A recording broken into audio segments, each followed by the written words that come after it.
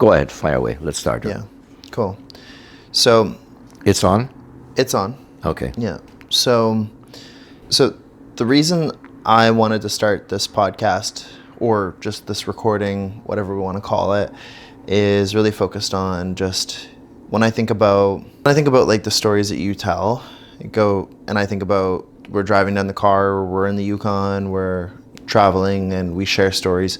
Oftentimes, I just try to think about how to like lock them into like the vault in my mind, and oftentimes I try to tell the stories the way that you tell it, or I think about it the way that you tell it, and I can always remember the structure, sort of like the point of the story, but the way that you tell stories, or the history that we've had, is oftentimes really hard for me to just.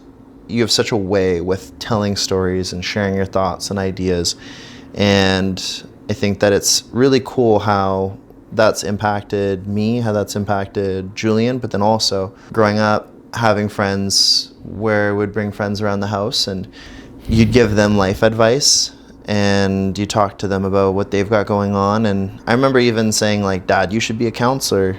And I remember you saying to that, you went into a story about actually how there was a guy who worked in a shop.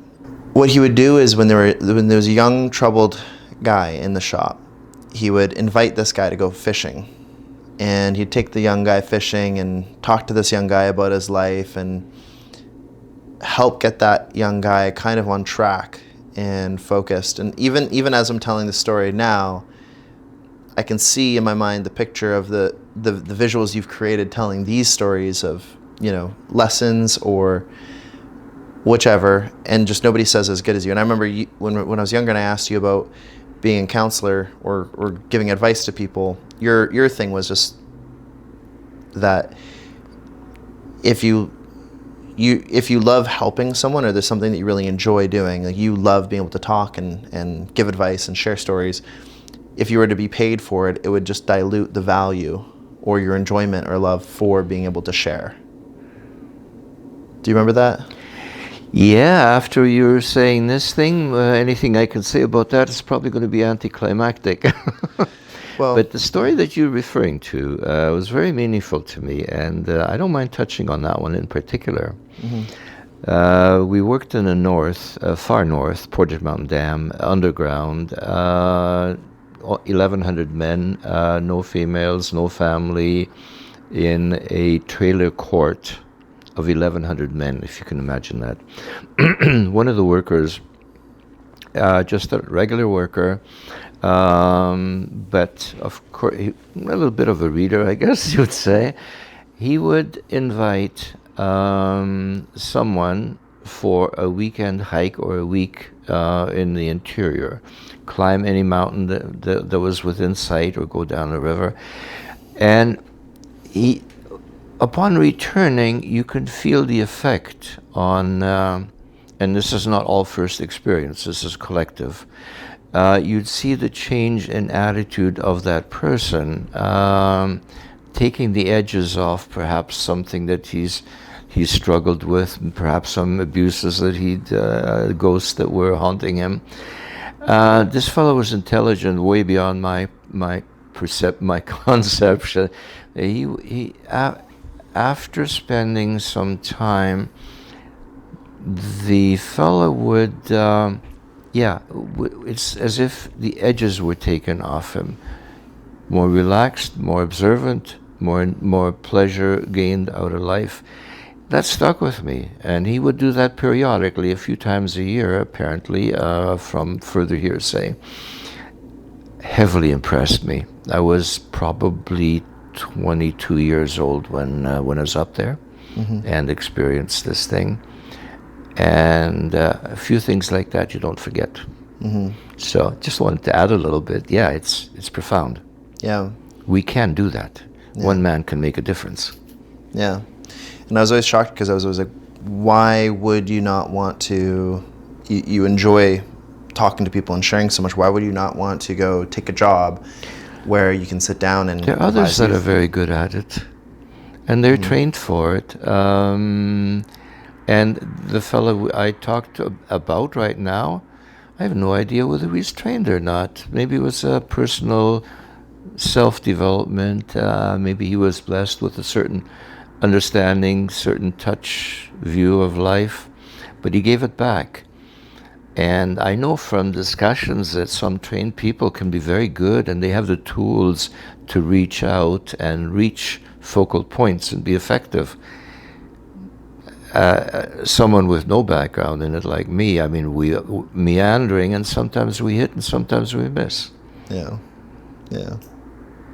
Humanity was never my strong suit, but it was always foremost in my mind. Mm-hmm. Yeah. So that's kind of where it brings me back to just the reason I wanted to get on camera and talk about stories and talk about, just really be able to have this opportunity to share memories, lessons, experiences, ideas, things where we can capture it and kind of be like a bit of a time capsule, something where when I have kids, I can share it to my kids. Same thing with Julian and Natalie, being able to share it with the kids as they get older. Just remember, it's going to be fact, fiction, fantasy. It's not all going to be facts. And a little bit of bullshit on top of all of that. Yeah, cherry, yeah, whipped cream. yeah, exactly. Right. So I'm excited about doing this. Obviously, it's there's so many things to be able to address, and we did this one time before, and I forgot to hit the record button. So, in the Yukon. Are you watching? Hello. So my big purpose of this is being able to share it with their family. If we share this ever, so that anyone can see it. Just having some type of fun thing to look back on and have a depository of our conversations, as well as just some of the things where I don't have to worry about how good I need to be to reshare the stories as well. And so interesting the way you put it, and perhaps there is some use in it, perhaps not. Just enjoy yourself. The reason I'm saying that though is when I happen to be in a very strange place, and a Chinese lady says, "Come with me, I want to show you something." We walked, we joked, we kibitzed, we talked about family, we talked about this and all kinds of silly things. We giggled and laughed, and I thought I was telling a funny story when I felt a hand on my back and a push, and I looked, "Where'd you go?" I was telling the story. I didn't know where I was. I looked up ahead, across a room, several people, officers in there, and an old man sitting in the far corner. And I stared at him. I said, "What? Really? That's him." First time I saw my dad in 42 years. In Russia. Yeah. So perhaps if this has any value, maybe somebody in the future will say, "Yeah, hey, that's so-and-so." And that was my grandma.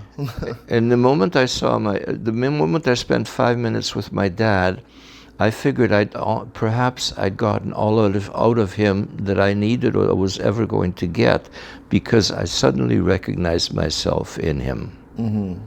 I recognized what of me I arrived at honestly, and what I pretended. By fake. We always like to pretend a little fake bit. And phoniness. Yeah.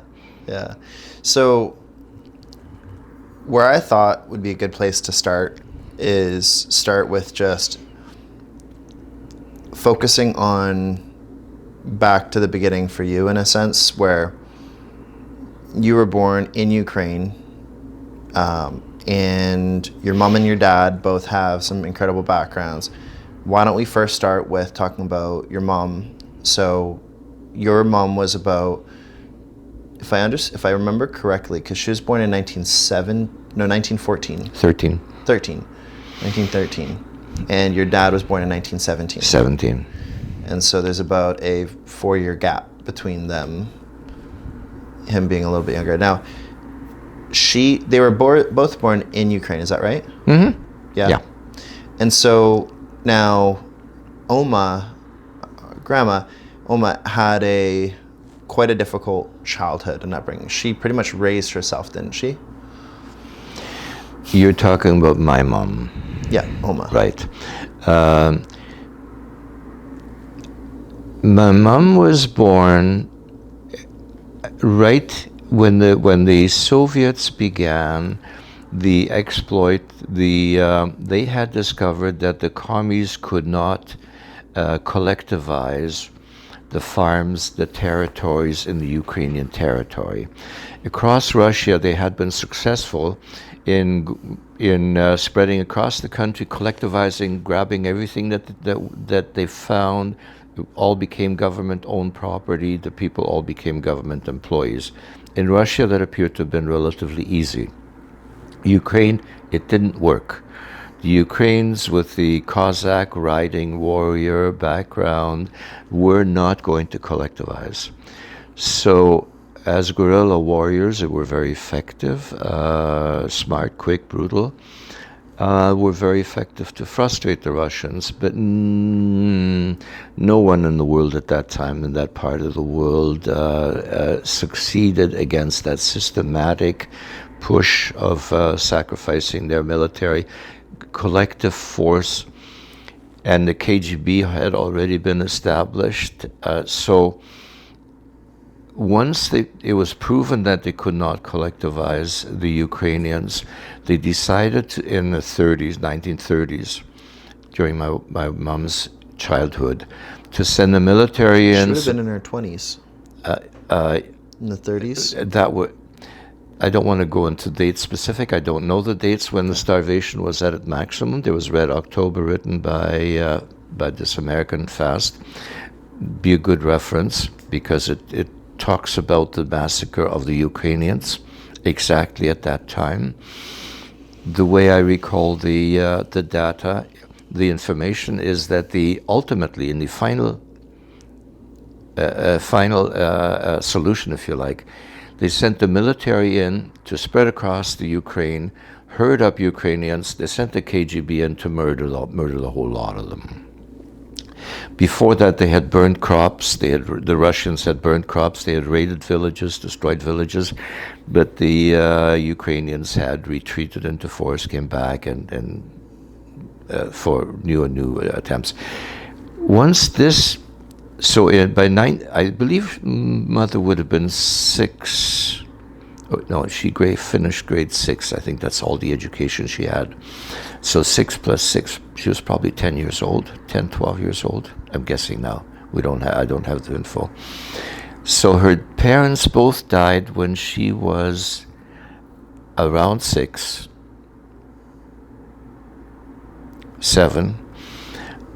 Then her brothers and sisters, I don't know how many there were, 10 or 12, 5 brothers, I think, and 3 sisters or so.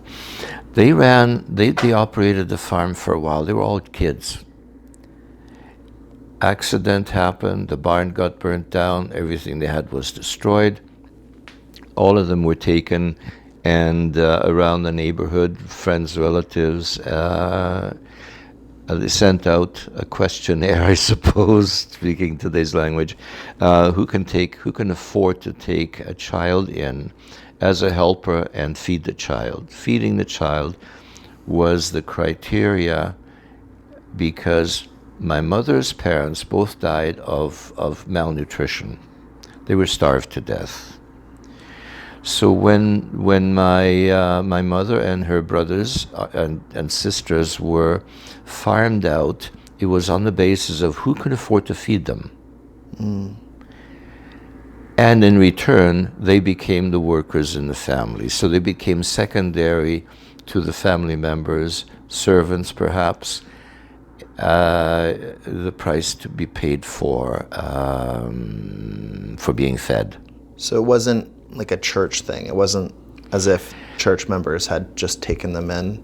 I think when you talk about the Mennonites, this is debatable. Everyone's going to have different opinions. In my view, Mennonites were not a church nor a people. They were such a blend of originally Germanic people with tradition, heavy in tradition, but they followed a certain code of Anabaptists that had originated in Switzerland as a revolt against the Catholics. The community were solidly Mennonite, but as Mennonites, they were traditional people and they were religious people. Their center, what we call community centers here, was a church. The church serviced the community for all the services that here, a mixture, but also including the community centers serve. Mm-hmm. But they were farmed out to Mennonites. And first choice went to their relatives. Right. For Oma, was she with relatives or was she with strangers? Omar was with. There was an element of relative there, Familiarity, at least. way beyond me though. Okay.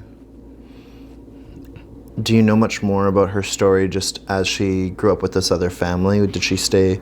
Because she couldn't have stayed too close with her siblings growing up. No, they were they were small village and a lot of agricultural territory that would spread out around them. So in church services, etc., they were together. They came together for generally. They would have had frequent contact, but not consistent. Probably, they did know where they were. They knew where each other were, how it went. Yeah, so they weren't. They weren't isolated. completely disconnected, but they weren't under the same roof or having dinner together. Exactly. Yeah. Yeah. So she helped the family with a family that had a lot of children. And as soon as she was, she got a job in a cooperative store as a clerk, as a receptionist clerk at a very, very young age. What age, I don't know. Good. Just want to make sure it was still So running. she became a receptionist clerk, whatever that involved, at a very early age. Do you know how Oma and Opa met? No. Not with what I remember is not worth telling. It's vague. Frida would be better, probably. Yeah. Now, Opa's parents, did they have a similar type of a story? Yeah, but the Schmidts, which was my mother, Yeah. they tended to be okay. My mother's brothers and sisters, they turned out to be clerks, receptionists, accountants, teachers. They drove towards service professionals. My dad and his family tended to be truck drivers, mechanics, Blue collar. blue collar, to the degree that I know, because my dad never did anything that I recall, but drive truck for ambulance in the military, as well as on the construction and in Siberia, and returning back to Karaganda. He was machine operator, and as a machine operator, he was one of the most valued workers in the Soviet Union. Reason being that the Russians were horrible machine operators. They were known to wreck all the equipment and leave it abandoned, and in other words, be pretty not responsible. Yeah. So even all levels of the communist systems and this communist people, KGB people, if they wanted a reliable truck or backhoe operator, they'd call in my dad. Right. And they appreciated him enough to say, let him take their vehicle, the truck home. Mm-hmm. The cheating that was so common, somebody would come and tap him on the shoulder. You bring your truck down to my farm, This was during the height of communism, communist system. Is You this- bring your truck to my property somewhere's in the back, right? And while you're doing some work with the machinery for us, we'll make sure that whatever you need, if you need lumber or whatever, we'll load that on your truck secretively, and you drive away. So you didn't actually steal anything, but when you get home, it's yours. So you can add to your house or expand your house or your farm or whatever, right? Little hobby farms that they were allowed. So it kind of described his life. So, and that was before the war, or was that during the war? No, this was after the war. That was after. Okay.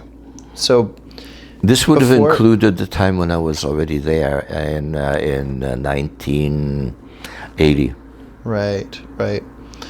So, do you Primarily know how much? before. What do you know about your grandparents on your dad's side? I was told that his father died, and that kept them from leaving Russia at the proper time, like before the final push. When you say Russia, you mean Ukraine, I meant the Soviet Union, yeah. Soviet Union, Yeah. which encompassed. So they intended to leave. The father died. They were set back another decade or two, being tossed into the same batch that my mom basically was, because her parents were died, substantially murdered, killed through starvation by the Russian military, Soviet Union military. When we say Soviet military, they were all Russian Yeah. and conscripts. So they were both in the Ukraine so late because of their parents' premature death or their deaths and setbacks. Otherwise, they would have probably all left earlier. So when they met back in probably 1940, the war had already begun. The Germans had already invaded, is what I mean by that. Right. And their meeting, I don't know, but his mother, when we eventually began our escape out of the Soviet Union, there was my dad, of course, my mom, Frida was that big, and my dad's mother. That was the group. That was our travel pack.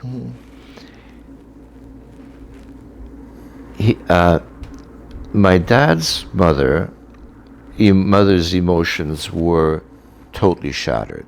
By the time she was with us, she had already seen tortures, murders, rape, extortion, families destroyed.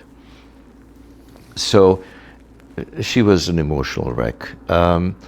I remember a little bit of sardonic comments, sour remarks that she made, and once in a while she was very helpful looking after Frida. When Frida was a baby, and my mom had to go and earn some money to feed us as we traveled across the continent. Nobody had time to look after me, so they just opened the door and said, "They'll come back when the day is done." So, what do you remember as a kid? So when you were, because you went through stages in your childhood of being in completely different places, completely different climate of situations, and I believe that a lot of your memories are a combination of what you remember and then also what you've been told by siblings, by your sister, but as well as people you've been around. Because obviously you grew up in Paraguay. Now, going back to, you were born in Ukraine, in a town that it's no longer operates by the name it was before. What was it called originally? I don't know. It had a German name, Chortica. Chortica, which is both Ukrainian, spelled differently. Which is outside of Kiev, isn't it, or Odessa? Yeah, it is. It's far from Odessa. It's in the western part of the Ukraine, in the Dnieper Valley, in the Dnepropetrovsk area, the Dnieper River area where the Dnieper flows into the Black Sea. Names, they're blurred to me. I used to know them, no longer. But Khortytsa, Zaporozhye were the names associated with our area. When you were born, you were on a farm. Both your parents had a farm. You guys had a bit of a ranch, did you not? No, not in Russia, no. Because I remember where you lived, there was a story of, because it was, your parents were trying to be proactive because of World War II that was happening, because you were born in 1941. In 1942, if my memory serves me, was around the time you'd already arrived in Germany. On the political side, in 1941, I believe, was the Nazis drove through across Russia, across the Ukraine. By the end, I think in 41 is when the Germans had won every battle but lost the war, because the Russians relentlessly pressured and pressured and pressured. Germans fought, won the battle on the ground. The Russians kept on coming, and they sacrificed their people massively. So the Germans lost the war, having won every battle, ironically. But when they withdrew from Russia, they withdrew across towards the south and then west back to Europe. And it was that movement when in 43 that the German forces, in their retreat, they said, you better leave, pack up your guns, pack up your stuff, whatever you can take with you, leave before we're gone, because you're not going to survive once the Russians are chasing us. Once they overtake us, you're dead. We're moving back systematically as much as we can. Stay ahead of us, and you may have a chance to survive. So that's how our retreat began. And then in 43, we ended up in Poland, and that is where our family then separated. So you were staying in a house in Poland, outside of Gdansk, was it? Or do I have that wrong? There was a house that has a very large part of our story, and nobody ever lived there. No one ever lived there, right? We moved back. The military on the move, returning, ran into, then joined up with the SS, which is the elite German military. They were branded under their arm, never surrender, never take prisoners. It was just cold-blooded, fight to the death. My dad at that point was picked up by them. You're going to become an SS. He was tall, he was strong. You're going to join the SS, and there were some Russians that he was supposed, this hearsay, Russians that he was supposed to kill. Prisoners, don't take prisoners, kill them. He said that I will not do. They said, of course you will, because nobody says no. You will be part of the SS, stormtroopers, or else you're dead. You're going to be shot. You're dead. It's that simple. He says, well, I'm not going to do, so do what you want. Dad had driven through the countryside at that time already. He knew the country somewhat. He had noticed an empty house in the woods. Expecting to be shot the following day, he made a deal with the driver, another driver, a friend of his. Look, sneak out, grab the vehicle, grab my family, take them to that house, stick them in that house for protection. Let's see what's going to happen. He expected to be killed the following morning. So this was a big focal point in that of our separation. The Air Force, the enemy, if you like, Americans, English, they went on a large bombing mission. Mm-hmm. They bombed the SS headquarters. The stormtrooper destroyed them all. Dad was held in a cell, which survived. The next day, he came out, and there was no one there to assassinate him, to follow the orders. So he says, "Well, what am I going to do?" And he ran back into these military people, and he said, "Well, we don't know what to do either. Like, they were just still under shell shock. So, well, we need somebody to drive an ambulance, basically, a vehicle from the front line to pick up injured soldiers and drive them back." He says, "That I can do. I can drive. I've been driving all my life." So they said, "Fine." Gave him a vehicle, off you go to the front line where the battle was, and carry on. He did that for 2 years, roughly. 43, 44, 45. We were taken to that house, but my mom, her brothers had been murdered. She heard them being tortured. She'd seen the horrors, the cold-bloodedness of the Russian soldiers. She says, "We're not stopping. We're not stopping." She kept running into the forest and just kept running. So at that moment on, we knew that our dad was dead. He'd been assassinated. The bombing mission destroyed the house that we were supposed to stay in. He saw the house demolished. He expected that we'd been bombed. So he refused to fight. I remember Opa was really like keen on being a pacifist. Like, he did not believe in death, killing, anything like that, and they jailed him for that. They jailed him for that.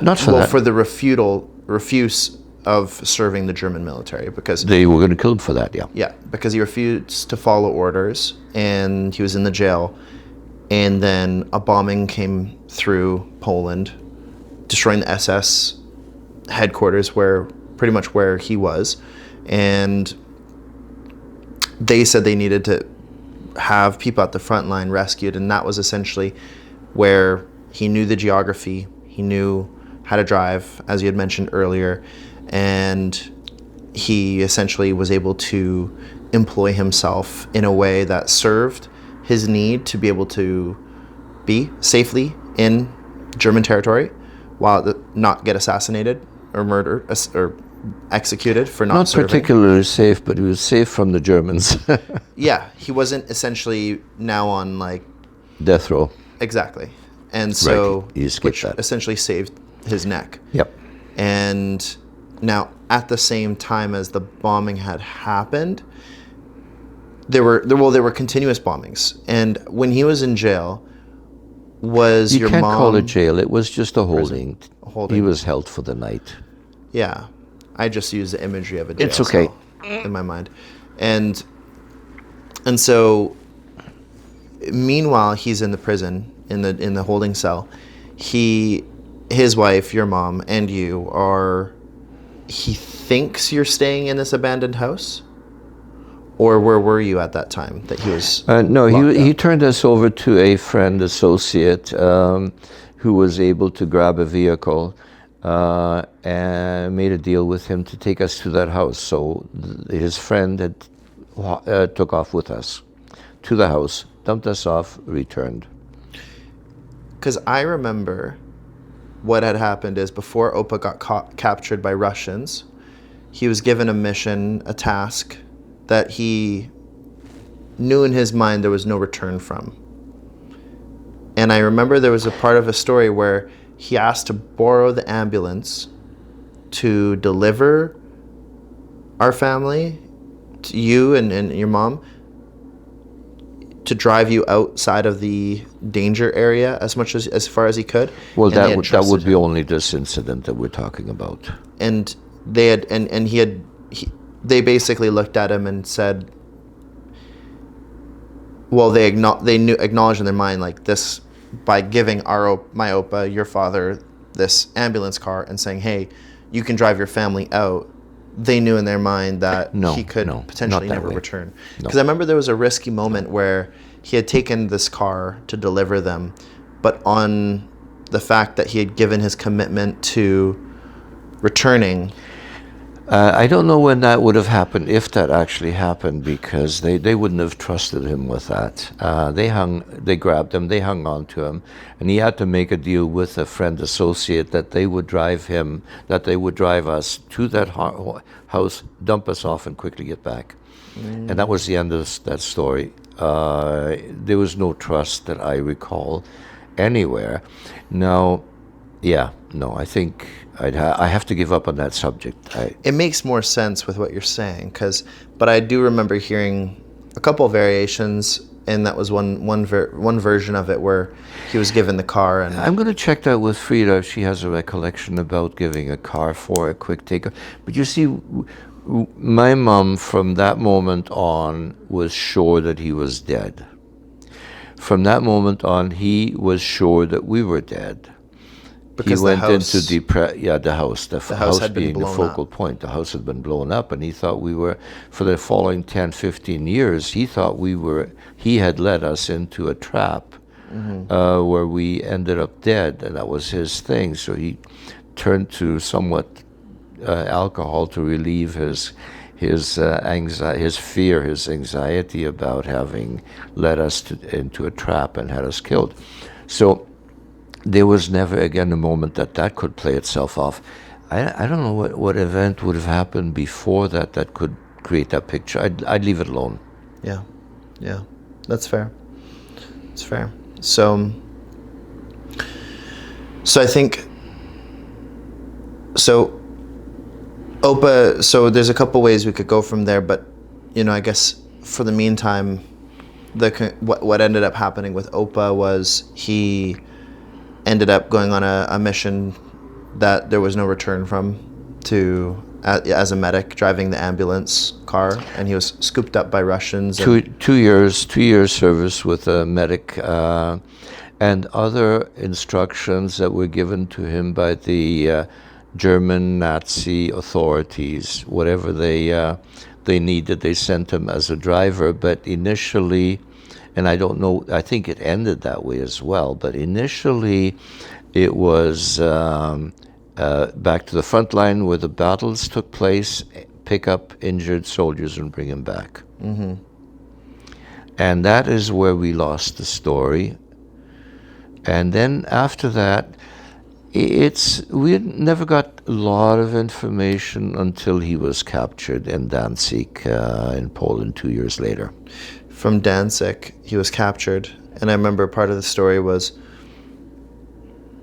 he was standing there, and you and Julian went to Danzig, and I remember you were talking about how special it was to stand on the edge of the water and imagine yourself in your dad's shoes, looking at the same view, knowing that life was going to forever be different, because I believe from Danzig he had to walk all the way to Moscow as a prisoner to Russia. Is that correct?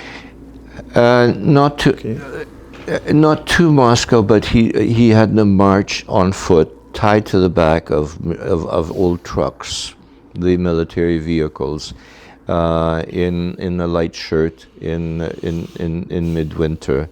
Followed them. Anybody who tripped fell, just got cut loose and left to die. So, yeah, I heard it was 1,600 kilometers, but there's a lot of debate on how long he actually marched. And he didn't know how long he was walking. He had no idea. No, he had no idea how far. No. He just knew it was prison, probably death. Yeah. Yeah. So, now while that was happening, you and Oma and Tante Frida, as well as your grandma, your Opa's mom, was all together. And maybe you can share a little bit of that story then. So, because from leaving from going to that home and continuing, do you know the reason why you guys continued? Can you To outrun the Russians. just to keep going? We had one fundamental wave running through our blood, and that was fear.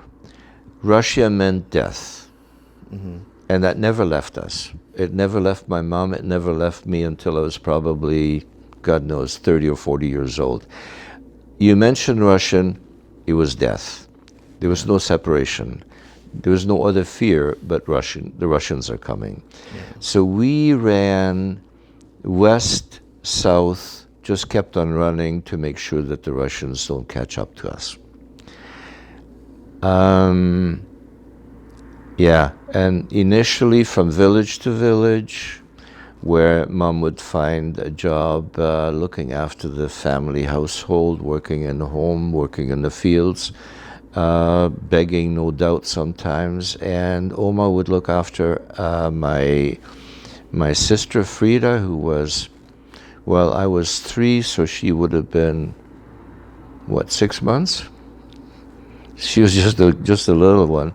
Nobody had time to ever look after what I did or where I was. I had the wonderful advantage of being free. I was a kid that grew up free. Back to, we know very little about what my dad went through during the 43 and 45 when he was captured. But the story that he told about Danzig, where he was captured, and why I wanted to go back there, Julian and I ultimately did, was to look at the last scene as described by Dad. And this is how he described it. He said, we had returned this far, and we were trapped by the Russians in Gdansk. Germans had nowhere to go. There was one of the largest ship of the day was anchored in Gdansk, with the Russians' cannons lined up behind us, moving into town. The population of Danzig, all the Germans that were withdrawing from Russia, Germans that were farmers in Poland, and now that they had served, they were farmers on their own. They had served the Germans when they occupied it. Now the Russians came back. A lot of German farmers feared death. They were trying to escape. The big ship lay there, and it became the only apparent escape. If there was escape, it was that ship. So it is estimated that close to 10,000 people scrambled onto that ship before it pulled its anchors up and moved out. Dad said, we stood at the edge of the hill looking at this ship, and people were running. Some of my buddies, my neighbor, my associates, were running. They were diving into the frozen water in the winter to swim to the ship, trying to get up, throw ladders up, throw ropes up, climb up on the side of this massive boat. They were climbing up the steel chains, the anchor chains, hand over hand, pulling themselves up until their fingers were frozen and they slid off like ants, falling into the glacier water and never surfacing again.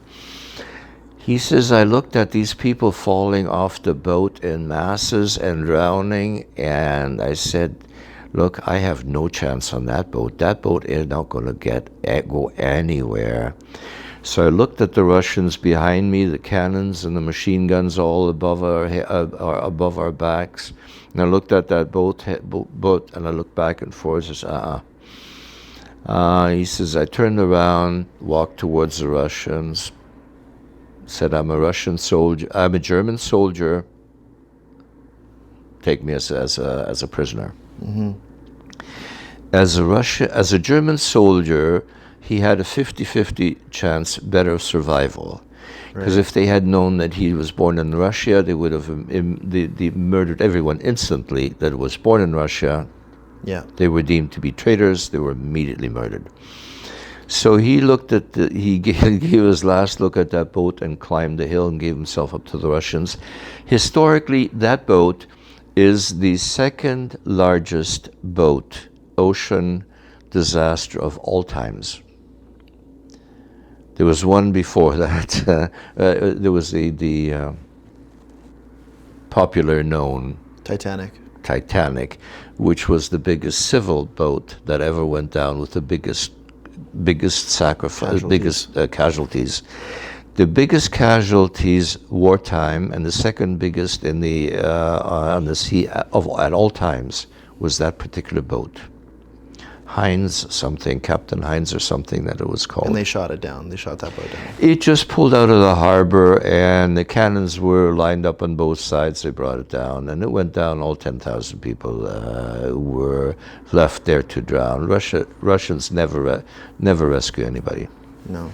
Not their own nor enemy. They don't rescue nobody. Right.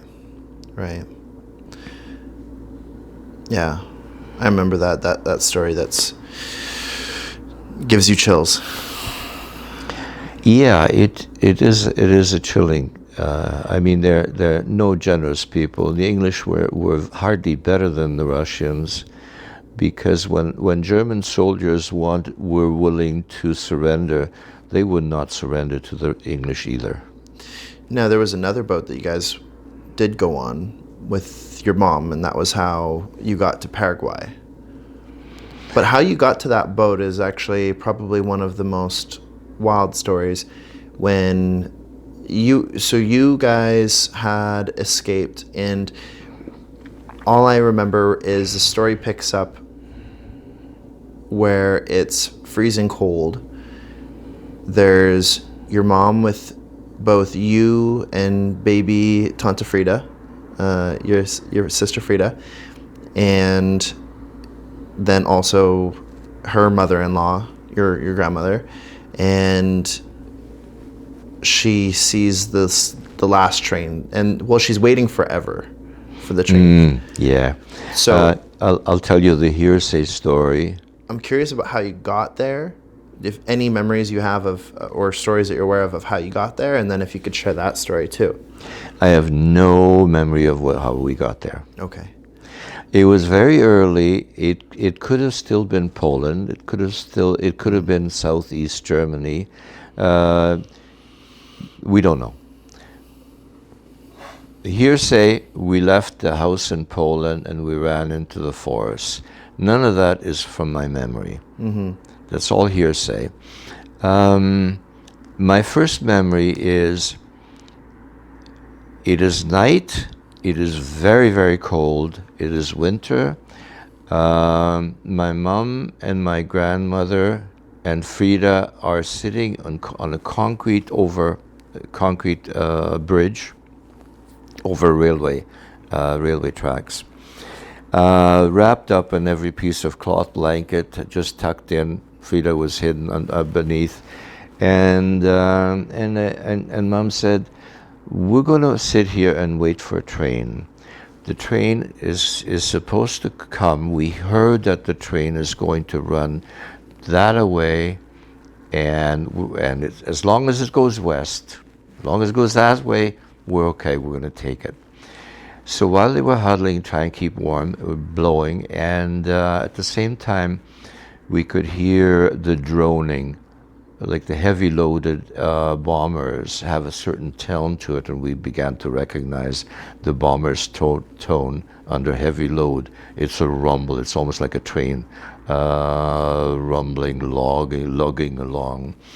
And then the sirens, and then the bombs, and then the explosions. We could hear that.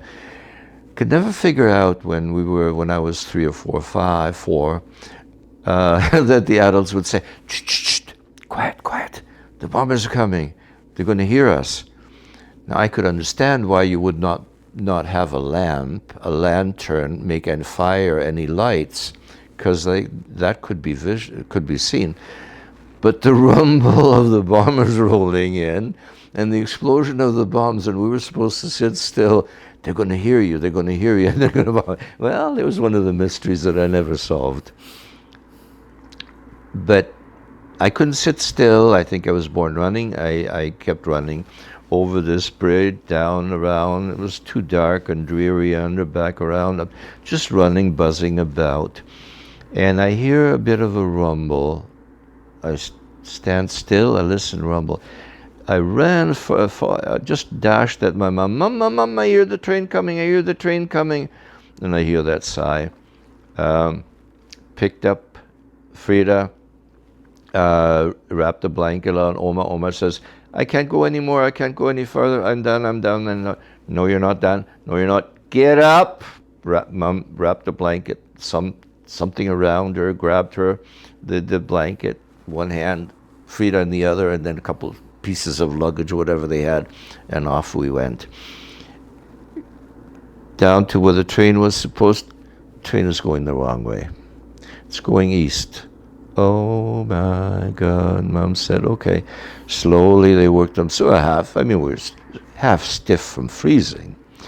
Mm-hmm. Back under the blanket, wrapped around, trying to tuck in, and I watch them as they tuck in tightly so no wind can blow through it. And I'm running up and down, around and round. And I hear a train, I hear the rumble. Dash again. Mom, the train is coming.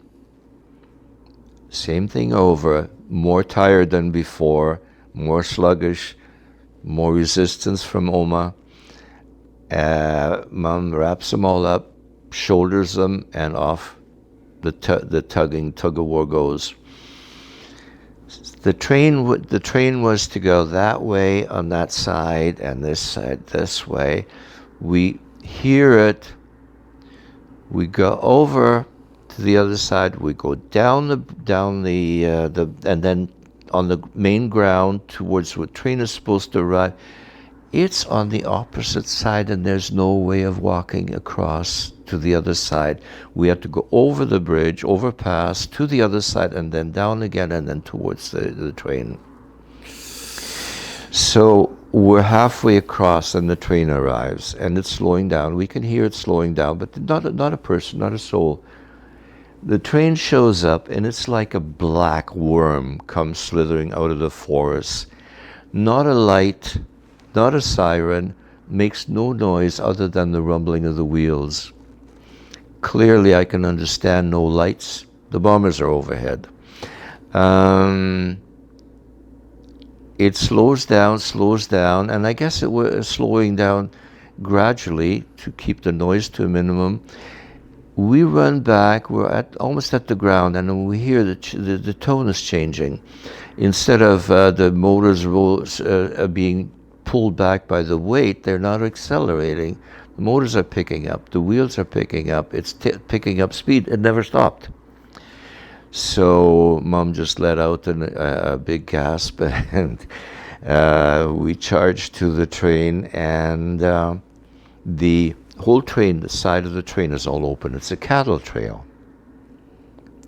So we get to the train, we ran, and we get there, and Mom throws Frida on the train, and she gives Oma a shove. So Oma gets her bum on the train. Inside, people helping her to get in. I'm hanging on to the train right behind her. Now we're both hanging on the train, and the train goes like Johnny Cash, pick up a little speed. And I just gleeful. We're at the train. And for me, I don't know how old I was, somewhere between 6, 3 and 5. 5? Just ecstatic that we got the train, we got a hold on the train, and my legs aren't quite making to keep up. And I just had a slight faltering of confidence, and great big crowd with a mustache like Texas horns. He leans back, he must have been 70, 80, or maybe 150. He grabs me by the shoulder, by my shirt, yanks me up with one hand. Vroom! And I go sliding across the floor of the train. And I remember seeing endless amount of people. Endless. Just legs. And these legs were all dressed in winter garment. All these same homemade, homespun interesting that I would recognize the socks and the what do you call The pants, the boots. the undergarment that I like socks, but not socks. They go all like long like johns. pants, Long johns, yeah. long johns of sorts, I suppose. Over top was, of course, the long dresses of the old-fashioned folks that were there. I'd seen all these gray socks and these weird little shoes that came from a time when things were better for them. They were not shoes meant for the forest. They were not shoes made to escape with. These leather black polished type of shoes that are so out of place. I saw legs and legs and legs all around. There wasn't enough room for any of them to sit down.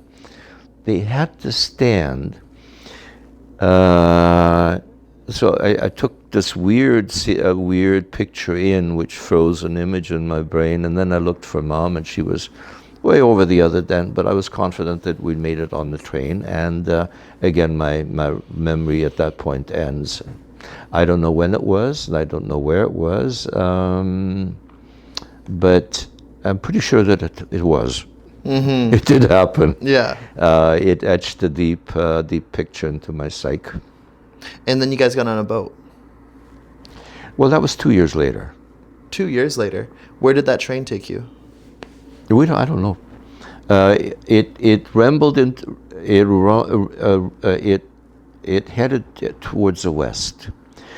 But later on, my mom told a story about ending up in Austria, crossing Switzerland, and the corner of France before we ended up in Holland. We were in Holland at the Stillstand, which meant the end of the war. Oh, wow. At the end of the war, we were in Holland. Was 45. There yeah. I was just wondering, was there maybe was it a depression in Holland for you guys to still leave to Paraguay? Because Paraguay is an interesting journey. The MCC, yeah, Mennonite Central Committee, was formed in order to support disaster events worldwide. Mm-hmm. At that time, MCC moved into England in around 1942-43 because I guess after the German successes in the early part of the war, England never treated their children properly. They were just a pain in the ass to most of the English.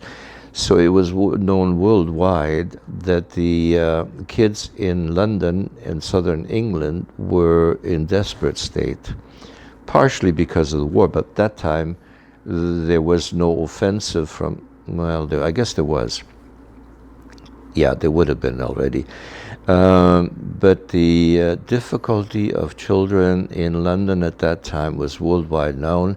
The American and Canadian Mennonites set up supported an orphanage, several orphanages in London in the middle of the war. That's where the MCC got their first grounding. Peter Dick and his wife were instrumental in the early stages there, supporting orphanage and schools and foods distribution center amongst the young children. They moved into Holland. Holland became their next headquarters worldwide.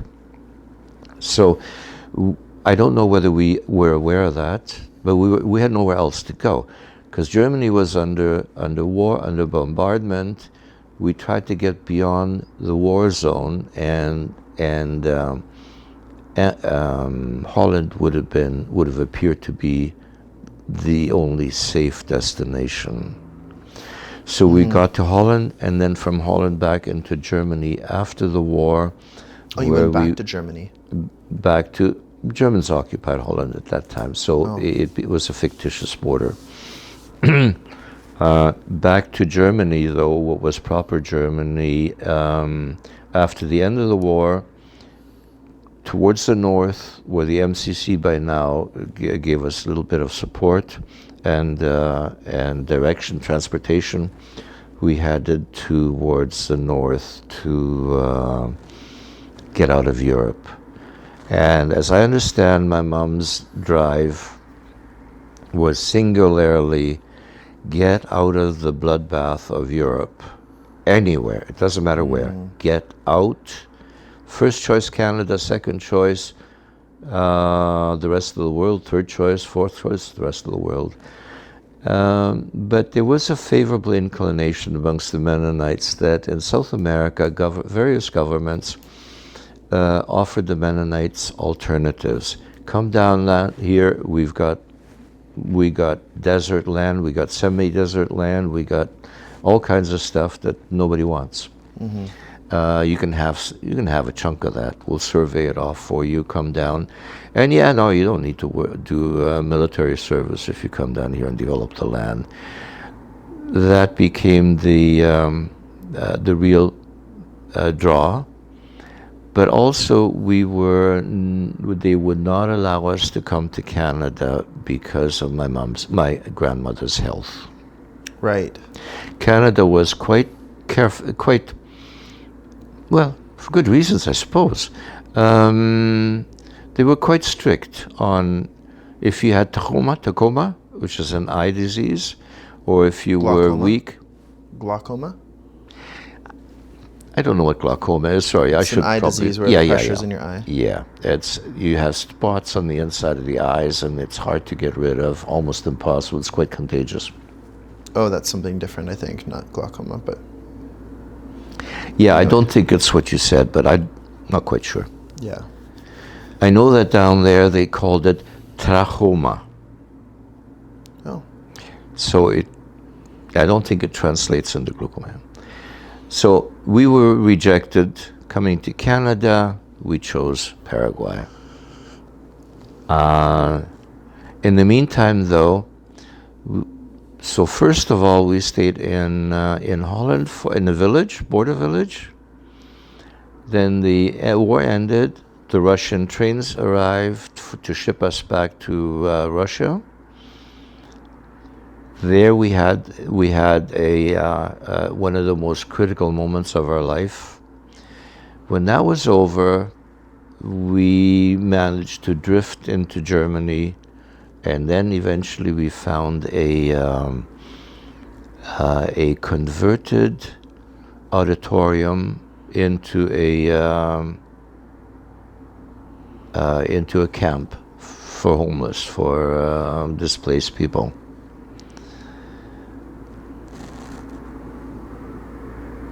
And that's where we waited for the final 2 years, year and a half or so.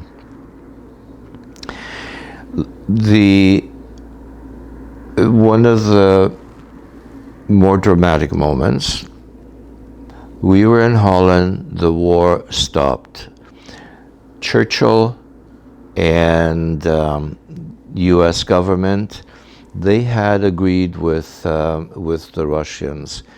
Everybody that had been in Russia, anybody that was born and came from Russia had to be returned to Russia.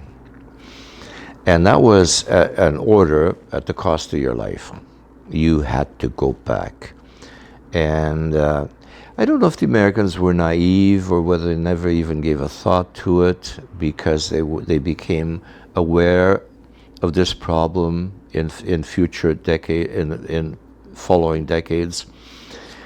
But they simply signed a document, born in Russia, get back to Russia. So we see the train coming into Holland, and psychologically, the Russians were far beyond the Westerns. They knew how to play on your fear. So, like the train coming out of the Black Forest, where we we're so lucky to get on yet. Here sits a mile-long train in the forest in Holland. Russian soldiers arrogant, proud. They'd won the war, kicking everybody around, strutting like peacocks, shouting and laughing and joking, and driving people onto the train with guns and bayonets in their back. Just, you going on there? You want to or not? You are going on there? Some fought back. Most of them were far too weak to fight back. Couple shoves, couple orders, a little stub, and they got on the train on their own. You could see, I've just got a very vague glance, you could see where through the window, or perhaps a door, you could see how full these trains were. And we were a stone throw away from the train. The Russians came, surrounded us, grabbed us, going on the train, shoved on the train. The Dutch officers Dutch officers opposite to the Russian military did their best on occasion to sift out some that they might be able to hold back, keep their own people from being stressed. One of the young civil servants, Dutch civil servants, looked at us, talked to my mom. What about this? Are you from Russia? Mom says, no, I'm from Germany. She knew that getting on that train, you never see daylight again. She knew that from experience and from all life's experience. Whole life was experience. So she said, no, German. Okay, show the papers. Don't have papers. Where were you born? That. No, German. He says, you got to have some kind of papers. You got to have some kind of proof. Nope, no proof. At that point, between shuffling about, my grandmother says, I stay here, I just want to die. Frida crying, and I guess whoever the hell I was. She moves around, and in this commotion, it shows that there are papers, that there's a folder showing in her pocket. He reaches out, grabs these papers, and they say, born in Russia. The poor fella was heartbroken. He says, you're born in Russia, you're from Russia. Your mom, these kids, I got to put you on the train. I got to hand you over the road. Russian saw this. Russian says, ha, come with us on the train. Dutchman says, wait. He says, you stay here, and he runs off, talking to superiors. He comes back again, he runs off, comes back.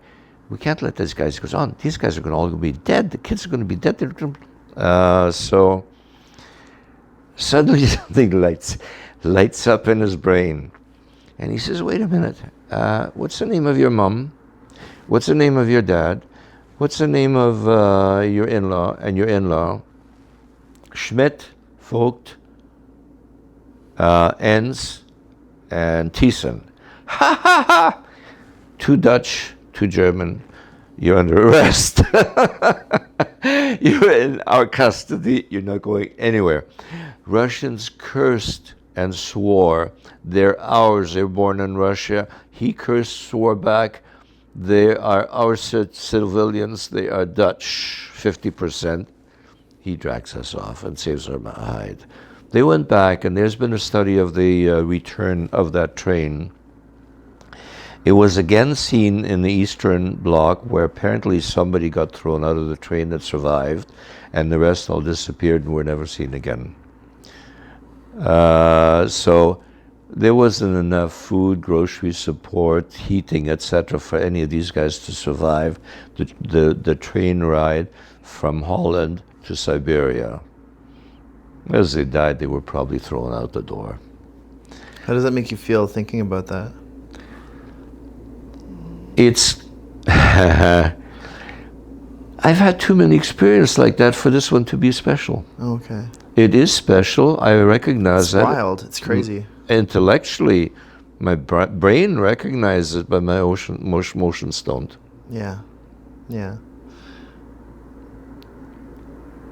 I mean, But it's massive. Even the people on the Russian side tell the story of the Russian trains zigzagging through Europe and picking up especially Mennonites, other Germans, and some Russians with roots in Russia, didn't want to return to Russia, were forced at the point of bayonet onto different trains, and they didn't make it.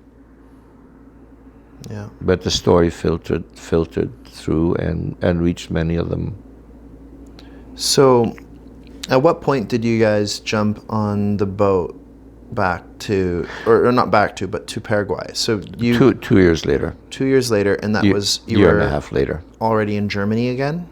Yeah, from here we returned to Germany, and then we lived in that big stadium, football stadium, political stadium, probably whatever it was.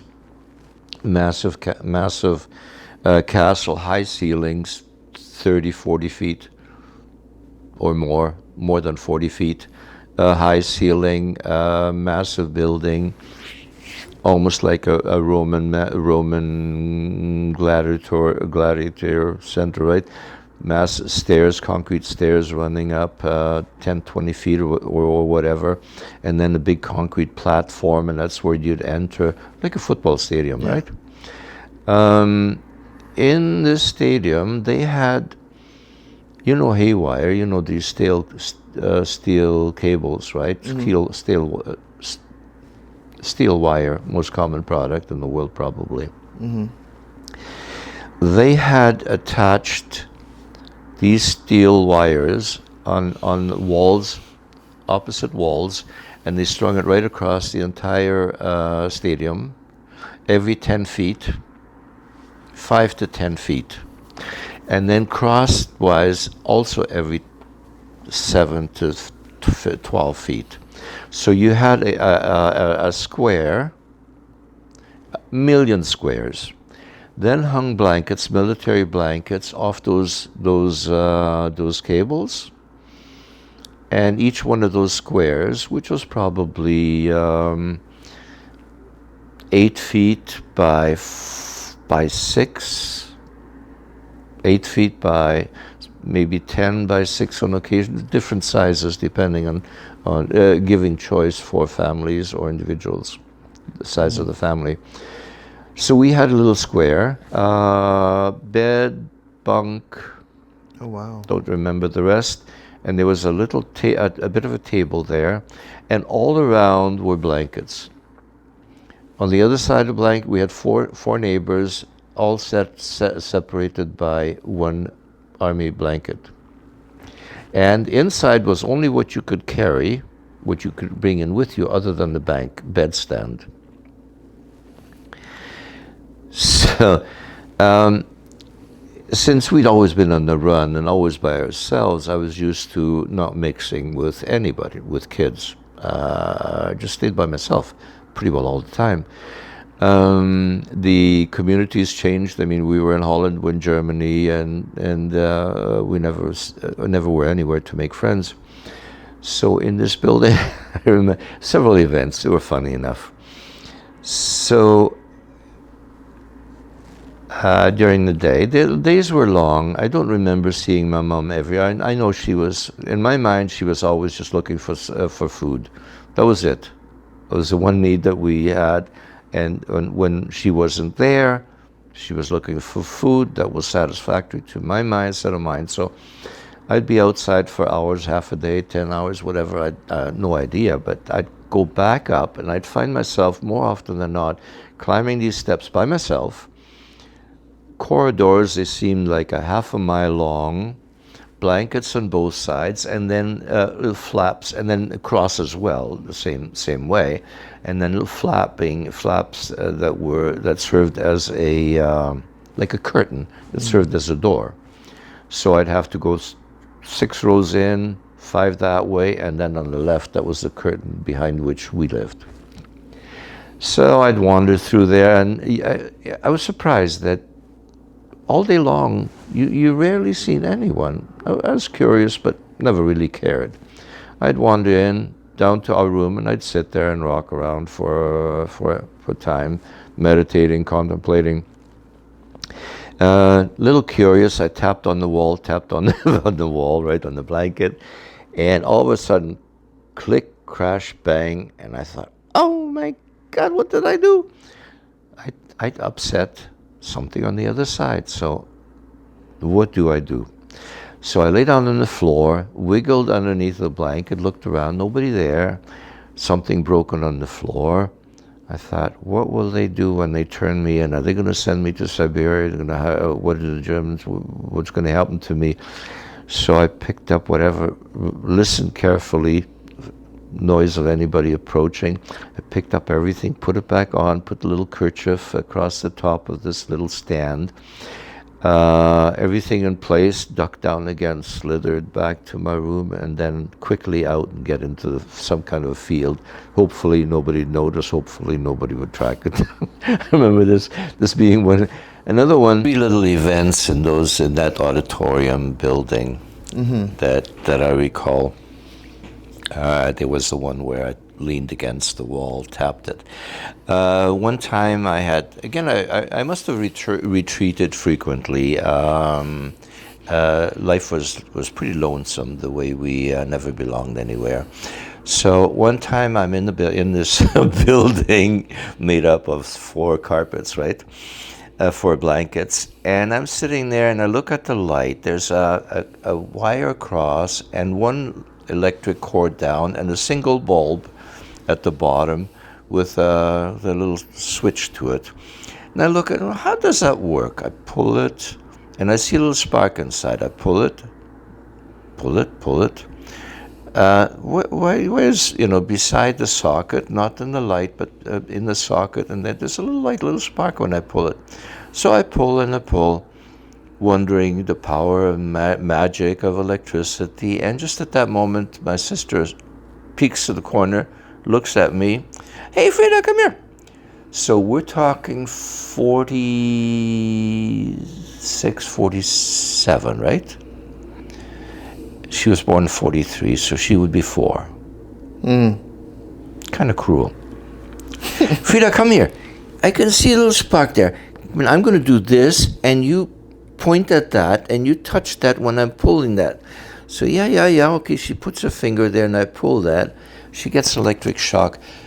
She screams blue murder. She roars, and I drop everything. I'm terrified. I run around. She screams and hauls. I run around her. I look at her head. I'm looking for her head exploding, some part of her brain being blown out at some angle or other.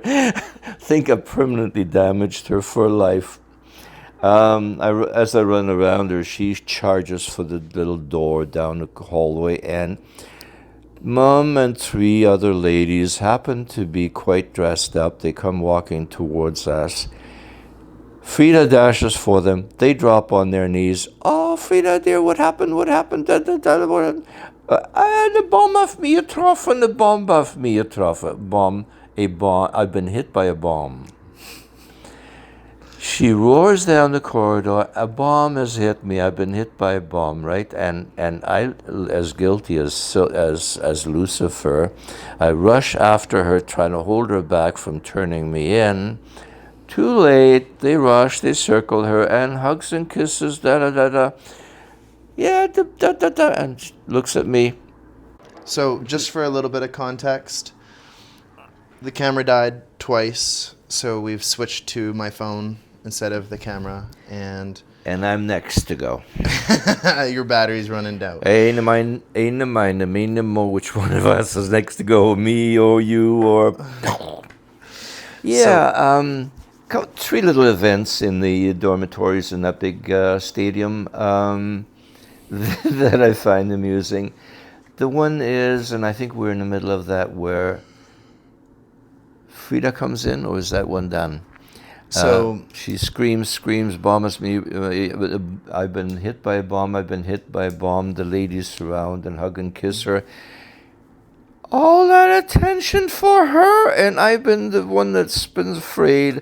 Felt so sorry for myself. I turned around. I slurked away like Lucifer, having lost one more soul to God. I growled and I was angry for the rest of the day. I remember that. It was cute. Yeah. Last little, these tiny meaningless anecdotes. I'm sitting in the room again, and no 1 million miles around, it seemed, and around the corner peeked Frida. Now she's got to be 4-ish, 5-ish. She couldn't have been more. Still already evil as a female can be. She looked at me, and all of a sudden she went, and she, as if she was wiping a tear out of her eye. And I jumped up and says, Frida, what's the matter? What's the matter? Are you hurting? She sobs a couple times. The boys outside. I ran, I jumped down the stairs, I dashed 1,000,000 miles an hour.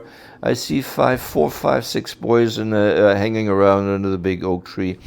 I run at them and my fists are flying. You did whatever. And I was stunned. They looked so innocent, so questioning. What's with you? No, what? I thought, how can they be so innocent, so silly? They just hurt my sister. When the guy says, what is the matter with you? My sister said, she walked past us about 30 feet over there. She looked at us. We looked at her. We looked away. We were playing a game. We didn't do anything at all. And I thought, yeah, I've been had. Did you punch them? I wished, well, I had been throwing fists, it didn't really matter, right? I pushed and whatever. I turned around, I went back, dragged myself as guilty as Lucifer again, up the stairs to my room, and there she stands. I look at her, and she started to giggle. And I let out a grunt, and I talked to myself, never in my life will I ever fight for a woman. Never in my life will a woman ever instigate a fight and get me involved in it. Now, that was a pretty substantial decision to make at the age of 5 or 6. I thought that story happened in Paraguay. No, in Germany. That was in Germany. Yeah. Oh my gosh. So I would have been 5, 6 at the time. Hard to imagine. Oh, that's wild. I want to flip back just a little bit. Before we got into Holland, there was a scene or two that were touching. We arrived we headed through the forest, and my mom, I believe, was given a hint. There is a hunter's cabin somewheres. It's not snowproof, it's not windproof, and it's winter time, but you could probably stay there a bit. So she led us there. The cabin was covered in snow on the trees around, big fir and bushes around it, quite well hidden. We stepped in, a couple boards on the floor, some had rotten and dropped down, and there was a small barrel, steel metal kind of a barrel, and steel beds, steel bunk beds. So very little for shelter, but it kept the wind off and the snow for the moment. So we settled down, made a fire. We heated up some stones. I dug around for some rocks. We put them on and in the fire. Waited it out. By then, Mom had spread whatever clothing and blankets we had on those steel, springy stuff. Great. And gradually we went to bed, and my mom rolled up this hot stones, rocks, in a blanket, and plunked one or two beside each of us, and we tucked in for the night. The heat in the room from our own bodies and the stove heat wasn't much, but it gave off some heat, began to thaw the snow and the ice overhead. We're freezing inside, and ice water is now dropping through the cracks of the roof right on top of. I was sleeping on the top, so I guess I got the first icicles coming down, drops coming down. Rolled back this way, that way, tried to avoid them, tried to put something, hold something up there to deflect them. So you couldn't sleep, you were too cold, and it dripped, and we tried to do the best of it. And then, hey, Mom, I got pee. Oh, no. She just sighed, wasn't really able to do anything, could hardly move. Okay, get up. And it was storming. Suddenly, the wind had picked up. I went to the door. She says, "Don't open the door. We can't let the little heat that we got here escape. Lean it open a little." I stepped on the floor, and the floor was a sheet of ice. I stepped on the ice barefoot, leaned against the door a little bit for a crack, and peed right against the door, which dripped down and probably froze back into the bed. And it was a very long, very uncomfortable night. Next day morning, Mom disappeared. Back to the village, looking for food. Omar disappeared with Frida. They probably went with Mom to the village. I wandered through the bush, and I knew I had one assignment, and that is find cow shit, dry cow shit, to heat the room for the following night. So I wandered through a forest, through a bush. We were not allowed to break a branch off the trees. Law, Germanic law, no twigs off the trees. Okay. Bushes were tenacious, tough, not breakable, couldn't get them. I found a little twig here, a little twig there, and then I lit up. I found some wild animal poo, scooped that up.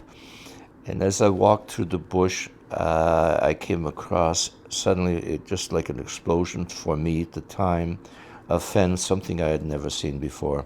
The posts were like trees. It was higher than twice the height, my own height. I'd never seen such luxury. 5 or more strands of barbed wire were tied, stapled to these great big trees. It was magnificent. It was like another world.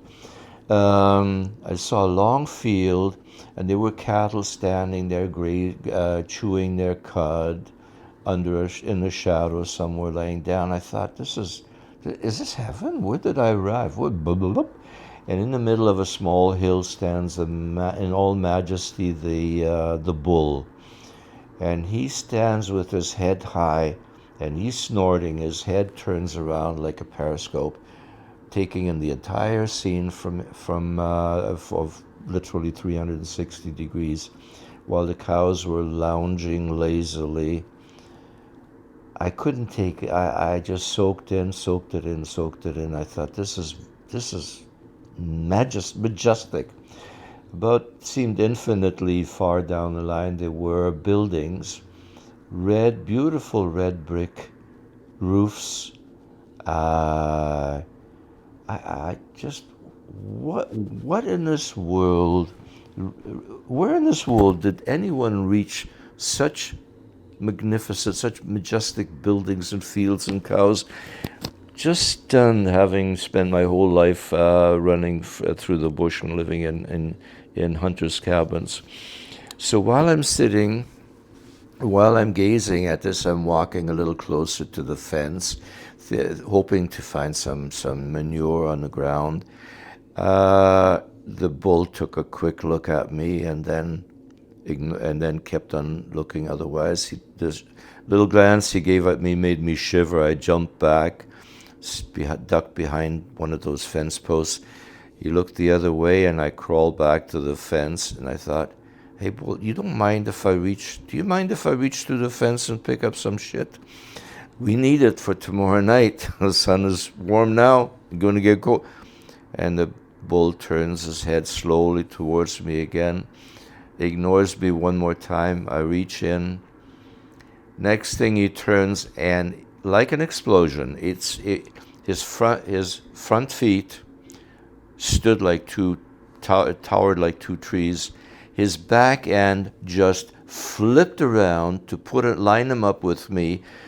I could see the dirt shooting off the hoofs like jet propels as his front feet dig into the soil and start his forward motion, digging into the soil, and he starts towards me a few steps.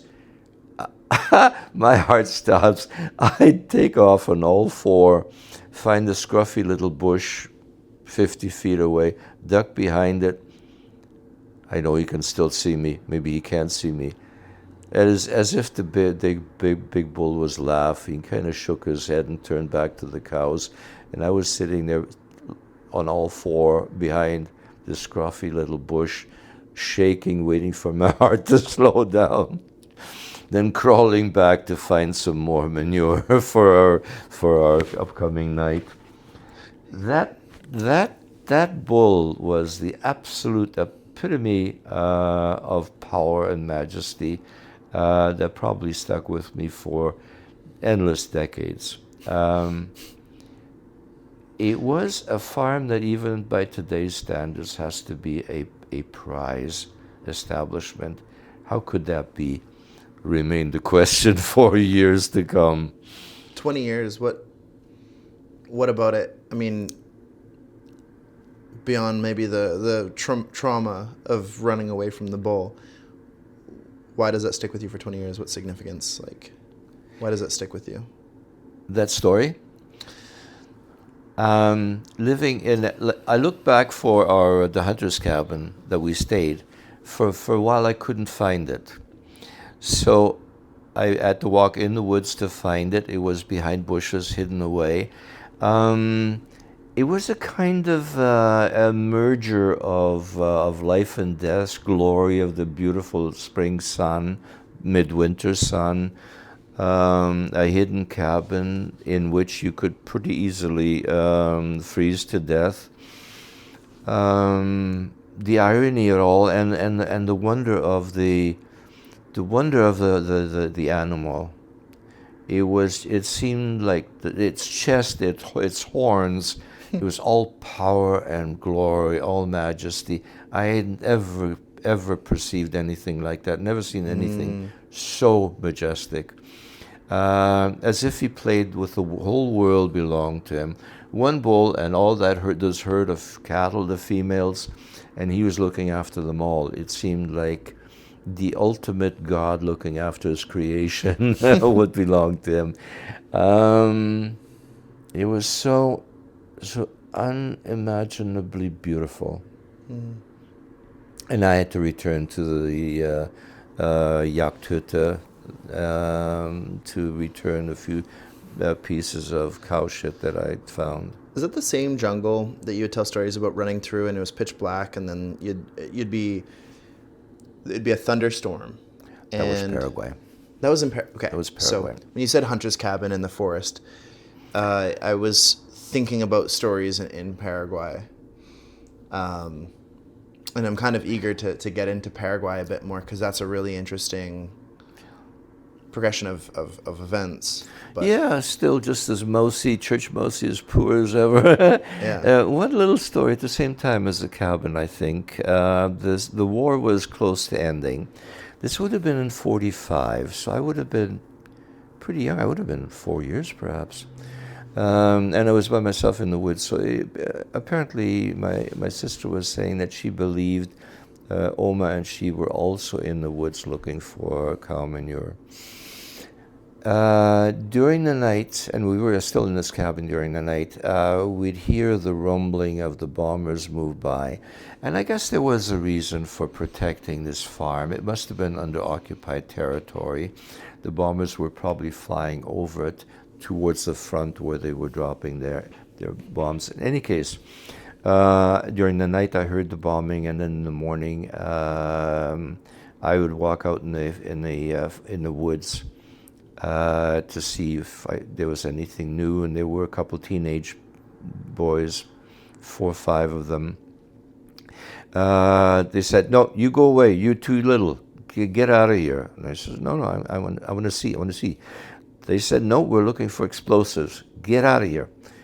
Well, I didn't want to get out. I thought, explosives here now, bombs. I want to see it. So they shoved me, they pushed me, and then they walked away, and I tagged along again. And one of them picked up the rock, says, "We're going to beat you up if you don't go get lost." And he flicked a stone. The stone hit me the side of the head, and it punctured the vein.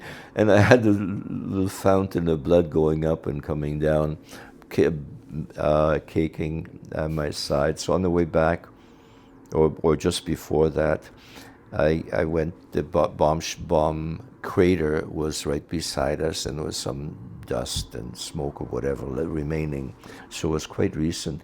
I went close to look in, and there on the bottom, some ground seepage came up, and I thought, this is really interesting. I got a little too close.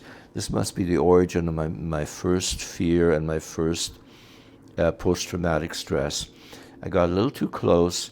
I began to slide down. It was seemed to be a 45-degree angle.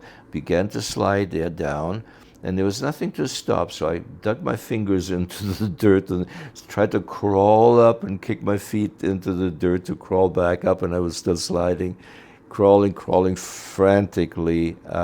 Made it up and then rolled onto the flat. Tried to regain my composure. It's the earliest fear that I recall.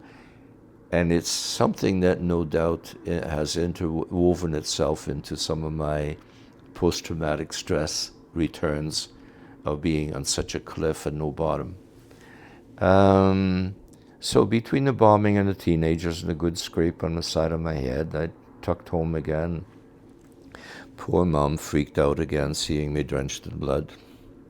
But just a normal routine. Yeah. So I wanted to go back. This would have happened before being in Holland. Since Holland was the end of the war, this was a result of one of the my last recall of a bombing mission. And this was around the time before you even got on the train. Before the train? No, the train was in Poland right after 43. There was no more train after we crossed towards Holland. So this happened. This getting hit in the head with a rock. That was just before we entered Holland, in one of the bomb craters, around the bomb craters, where they were looking for undetonated explosives that they would blow up. They'd blow up things up. Yeah. And I wanted to tag along. So this would have still been 45 war, about the time that we arrived in Amsterdam, in Holland rather, not Amsterdam, yeah. Wow. So we can probably put Europe to rest for a while. Good night. Yeah, good night. There you go. Good timing for that to collapse. Say take a break, eh? I know, right? Yeah. So we've covered a lot of like where you were born, a bit of the story of your parents and how that led throughout the war, and now we're at the point of where you're in Holland and you've been in the stadium. There's military blankets everywhere. That was on the German side. Now we're waiting for a boat. And you're waiting. So that's to get out of Europe. Left Holland. You'd arrived in Germany. You're in the stadium. Yeah. And you're going on a boat, or the opportunity to get on a boat just presented itself. We were waiting for a boat that we could go down. We could go back. And you didn't care where you guys were going. You were just like, wherever there isn't a war, anywhere outside of Europe.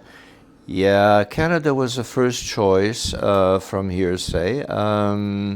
Germans did not care about going to Russia or England. Turn over to the Americans was always the first choice, apparently. Turn you over to Americans? No. For any escapees out of Germany after the war, first choice was largely America, Canada, and then wherever else. Argentina was appealing to many because Germans had historically shown considerable interest in the west coast of South America. At this time, nobody appeared to be going to Brazil. Argentina and Paraguay were welcoming us. Primarily Paraguay. It had been destroyed in a substantial war. They'd fought all their neighbors. They fought against Brazil, Argentina, Bolivia, and Uruguay at the same time. Small, tiny little country. The country had been stripped, poverty severe, farming non-existent. So, and the leader in Paraguay was Stressler, a German general. He was a dictator in Paraguay. He loved European farmers, and the Mennonite farmers he thought were ideal to open up the semi-jungle, semi-desert, semi-jungle of the Chaco. So he said that land, we'll survey it off. You can have it free under some loose conditions. And he became a considerable favorite, a well-meaning sort of leader, even though he was a dictator, and he didn't get there by peaceful means. So our route was supposed to, having struck out with Canada, the first groups out there, Holland provided 2 ships to Argentina. Volendam, I believe, made 2 trips.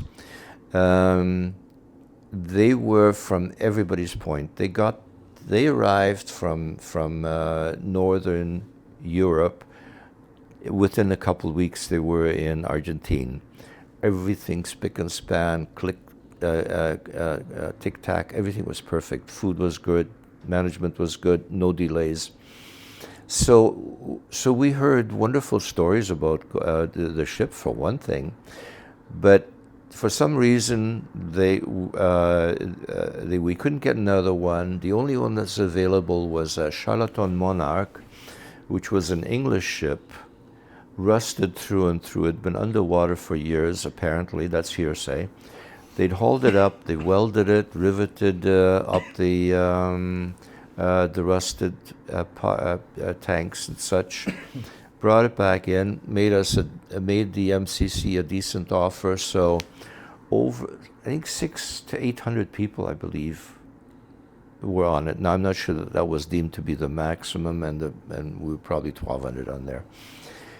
So it was finally accepted by MCC, and as we were waiting for it, 3 or 4 times we approached the boat, got on the boat was condemned, we had to go back again, wait for some weeks, and then try to get back on the boat, condemned again by shipping authorities. It was a piece of wreck. My mom was at her end. Oma didn't want to go any further again, so while this teeter-totter, push and shove went on, we waited and waited, and Mom was ready to go somewhere else. We did get on the ship, but we only got a day, 2 days out of the port in Germany, and it broke down again. Smoke belching out. English sent some patchwork repair crew out, and I worked on it for a couple of days. They shook their head. You're not going to give up on it. They were making the most sarcastic comments. This is hearsay. But all in all, we wanted desperately to get there, and the MCC was footing the bill, and the English were pushing to make some money on this old tub. So it was decided to go on anyway. So I remember none of that. What I do remember is once we were on the sea, as kids, we dashed. There were a few kids. Most of them were a little younger, a few my age. A few my age. Some were of that Hitler Youth age. In any case, nobody looked after anybody else. We were all just running wild. Everybody was too beaten up, too depressed.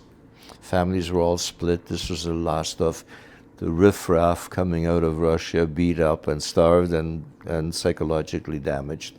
So nobody paid attention much. A lady of steel, Duick was her name, Susie, I believe. She was the manager of this entire crew. She was the go-between between the hundreds, about 1,000 Mennonites, wounded and damaged, and the English crew and the Queen's representative. There was an Englishman on there, the Queen's representative. Yeah, that was the structure at the time. So we headed south. We headed onto the wide open ocean, dashing across, and this is what I myself observed, hanging over the edge of the railing around the boat, looking down. What was so impressive was when the sun was straight overhead, you could see down. It looked like miles into the water. You could see forever, so it seemed. And there, flicking around, these little small silvery looking fish, diving and swirling. So fascinating to watch. And as a week or so went by, they kept on following the ship. How can little fish like that follow a ship? Why would they follow a ship? It was a big question. And then somebody finally gave us the answer. Those are the great big white shark, different sharks, but including the whites. And they were feeding on the garbage that was thrown overboard. So they would follow a ship all the way across the ocean, feeding on the scraps, waiting for somebody to fall overboard, waiting for whatever food would fall off the big boat that was crewed. So this became a fascination, a mental fascination, perhaps a long-term fear. The workers were English recruits, American draft dodgers. A lot of them were folks that didn't want to return home after the war, stay on the sea, didn't want to return to civil life. So it was a pretty ranky crowd. Storm was approaching. Warnings were out. Warnings were sent across by these little tic-tac machines. And this lady, Dick, Susie Dick, she was sending the messages in all directions. But nothing much came of it. The storm set in, and it was a terrible storm from what I gather. The ship was bashed about, it bounced, it rocked. The elderly people were chained to the steel beds, to railings, to any support system. They were rope tied to them for them not to be flown from wall to wall and tumble and break, bust and hurt themselves. I went down through the corridor one time, peeked in, and there was my mom tying Oma to the bedstand, and a nurse was nearby, and she was handling, saying she was going to look after Frida. Nobody was allowed up deck. Nobody was allowed in the corridor. But again, nor did anybody police it. I kept running around, tried to poke up, wasn't doable. So the storm was full blown, no water, no food for a few days. Then they opened the gates and we went up, and the anything out top of the deck, the storms had ripped off. The railing along the side had been ripped off by the storm. Motors were all dead. The oil on which the motors had run had sprung a leak and was pouring across the edge of the ship, pouring into the ocean. Still, whether it was running or not, the side was covered in tar. I remember a large group of people on the one side standing there, gazing at it, wondering. Some kid that I guess we didn't get along too well passed me and popped me one in the nose in the passing. Um, I decided this is enough. I don't like you either. So I ran after him frantically. He ran into the group of people. I didn't look. All I did was watch his backside zigzagging to catch up to him. Right to the front, he turned, and while I had my eyes on him, I didn't look at the tar. I hit the tar, and I slid some, I don't know, 10, 20 feet into the tar, and then down with the tar towards the edge of the ship. And right to the edge, the railing had been ripped off, but there's a kind of a trough, an edge. Got caught that, and I'm thinking, looking over the edge, there the fish are waiting for me. Goes through my mind, right? And they can't reach me because I'm in the tar, so they had to get a long stave or hook and drag me back again. But I kind of saw the master through the stomach of a big white shark. So there's a little contribution to my post-traumatic stress. We we drifted for considerable amount of time. You, look, think about the physics, and this is not really our history so much. When you're on the water, and the water rolls rocks like this, and if you have power moving forward, you point into the wave, and the wave, you go over, up and down, you carve the wave, and you go up and down. But if you don't have any forward motion, it pushes against the ship. As it pushes, the ship turns sideways to the waves. Now the waves come in there, rolling in. The ship now is parallel with it. The wave hits the side of the boat. It pushes the boat over as the boat slides down in the wave. It reaches the bottom. The wave breaks. At the bottom, the wave from the upper side breaks. The bottom side now begins to push against the ship, and it rocks back again. Back again as the lower side lifts it, and then the next wave hits the boat, it rolls this way, and then as it gets to the bottom of the trough, it returns again.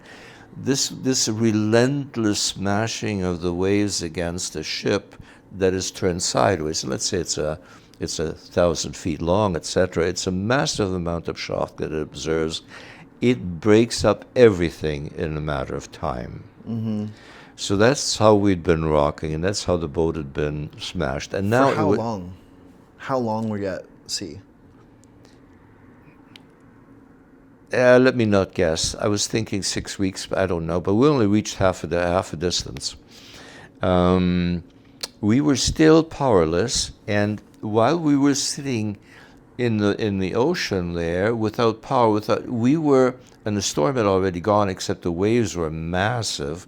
We could see the waves hitting the boat and rocking it as it recedes and moves and recedes. For me, this was fascinating. We had to wait it out, and I don't remember much. At that age, I remember those things that gave me the maximum shock, as is to be expected. The bull gave me the shock. The sharks did. The bombs did. The trains did. In between didn't exist. So we were sitting there for a long time. I know we had no water. We had no food. The food we actually got was rotten.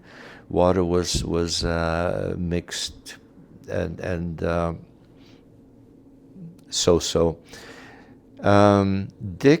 Dyke, our leader, Susie Dick, she kept on sending messages, and we were about horizontally even with northern part of Brazil by now. We had been several weeks on the ocean, and we weren't even halfway to Argentina. From Pernambuco, a ship gets the message, distress message. It comes, and it somehow or other, and I don't remember how. I wish they would have seen it. They hooked up to our ship and pulled us gradually across the ocean into Pernambuco, a small city north of Rio de Janeiro in Brazil.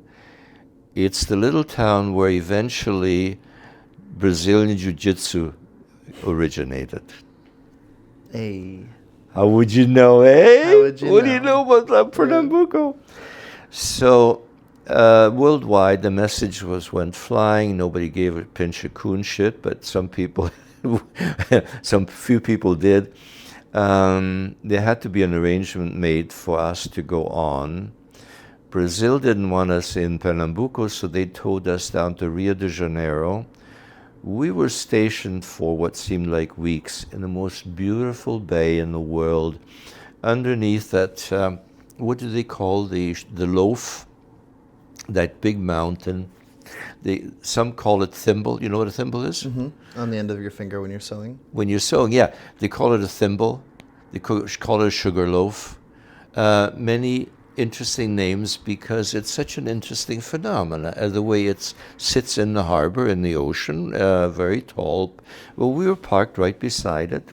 We were driven right beside it. And there we were sat, and nobody initially knew what next. Our darling Führer, the Mennonite girl, she says, "We are getting off. We are not continuing." The English establishment says, "You're not. We got a contract to get you to Buenos Aires. We're not going to Buenos Aires with you. Your contract is default by all of the rotten things you've done to us," basically, right? So the fight between Our Lady, little Mennonite from the prairies, Canadian prairies, playing the great general here. All of our 700 people, they are going off board right now, and you're not getting paid. Well, we are getting paid. We got to get paid. You're not getting paid. The war lasted for a while, and she stuck to her guns until a route was developed whereby we would get off the boat, of course, into the city, Rio de Janeiro. Some train would take us into the jungle. Oxen and horses and wagons would drag us on. Then a riverboat would carry us some further to a military post, and then by horse and wagons we would be shipped across the semi-desert into the Chaco. I remember none of it. This is all hearsay. But I remember the stay in Rio de Janeiro. It was so stunningly beautiful. We were grounded. We were not allowed to go to shore. So these interesting little canoes that the locals, local Spanish Negroes, blacks, paddled. They'd paddle these little boats, one or two men. They'd paddle it close to our boat. And then they'd look up and they'd show us an orange, a banana. They'd show us some fresh fruit, and then waited. Some of our people had some collectibles, mostly watches and silver stuff. So they'd show a watch, and these guys would nod. We'd throw a watch out. They either catch it or they would drop in the water. And then I can remember the sun was directly overhead. And when that sun went overhead, you look down in the water and you see forever, right through the earth to the other side, it seemed. You see the fishes, etc. And then these little Spaniards, they dive off their little canoes and do the frog kick, down, down, down, down, down, down, down. They'd find that whatever shiny little thing. They come up and they hold it up and they flash it in the sun. Da, da, da, da. Okay, it's worth 6 oranges and 2 bananas. came the oranges and the bananas. And we all dove and wrestled for it. The bigger guys went to the front. They caught it and passed them out. A beautiful little scene as I remember it. Before that, though, we were dragged across the equator. And history has an interesting tale. Every boat that crosses the equator must go through a procedure of baptism. We call it the equator baptism, Äquatortaufe. So the ship would come to a rest, so to speak. Everybody'd get into a celebration. Our drunken sailormen, they caught a couple huge white sharks, dragged them onto the top deck. So powerful, their tail would just smash things. Now, I'm not sure about the timing of this, whether we must have passed the equator before the storm. That I don't know, because I remember that these fish, and we saw them, they broke down stands, and a pool was being built for the baptism, and the tails of these fish were like steel blades. When they whatever they hit, they took time to die, so they had a nice period of time to smash things. The pools were built on top deck, and vengeance began. The staff, our drunken buddies that ran the ship, they declared war on the inmates. That was us, particularly the nurses. And then one doctor they didn't like. They were on top of the hit list. Why? For the baptism. Oh, for the baptism. Ceremonial. Right. So the nurses would hide under the beds and blankets in corner closets, and these guys would dive through everything was for go, right? So these guys be upsetting mattresses, closet, the laundry facilities were torn to pieces. They found these nurses and doctors and all of the people they particularly didn't like. They got dragged screaming and hollering up the stairs, up to the deck. And 4 fellows dressed like Lucifer or some such thing in the pool, and handed over, and these guys would grab them by the hands and by the legs and up and smash them into the water, up and back in the water. They'd scream for their lives. One particular fellow they didn't like, and this I didn't see, he came up and screamed and cursed at them, and somebody rammed a rotten fish into his mouth. So some of it was vengeance, going overboard. Most of it was celebratory. Wonderful celebration. I stayed up. I was so excited about the show. I could not leave the boat. The noon sun was 300 degrees for all I know. My skin was turning red and purple and blistered in the process, but the celebration was fantastic. The pain after that, when I went back down again, my mom looked at that and put compress on it. She put a shirt on me, said, "There's old guy so-and-so, he's suffering badly, go bring him something and see how he's, bring him a cup of water or something." She put a shirt that had some starch on it, and I screamed. The sunburn, the blistering, and the starchy shirt edge scraped over my sunburn. I remember screaming. I went over, brought him his cup of whatever, tea or so, and says, "Oh, you're such a fine boy." Bang on my back, and exploded in screaming again. So that's kind of my memory of the baptism and Rio de Janeiro. Pretty exciting. Then complete blank out until we got to the Chaco. Really? Do you remember how you got to the Chaco, to Paraguay? No, I don't remember anything. It was pretty boring, straightforward, probably long-suffering. And torture and torment, and nothing exciting. So if it wasn't exciting, you don't remember it. That's fair. But when you got to Paraguay, you were living in mud huts in a Yeah. small Mennonite community. Like, you weren't in a town, you were pretty isolated in a jungle. Yeah. It's like I've seen a couple photos, I think, of the of the village that you were staying in. But based on the stories, it sounds like it was kind of like a desert area just outside, just near a jungle. Yeah, Chaco is now a little history that I know nothing about, but let's go. Here's the history. It's considered that years ago, hundreds of years, maybe thousands of years ago, it was all pure sand desert. And with the river, Paraguay River, So I was just thinking 100 years ago is when you were there. there you go. A particular, very tenacious, tough type of growth, if you like, bushes, spread slowly across the desert.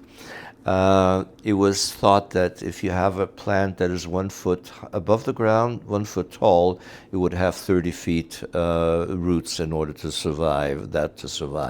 Moisture. Overdone probably. But it was very arid. The grass that grew would be fresh grass, could be grazed and eaten for about perhaps a week or 2 weeks, maybe 10 days by the animals. After that, it turned bitter and like razor blade edges. It would slice, cut, and it was not even cows when they were starving could chew it.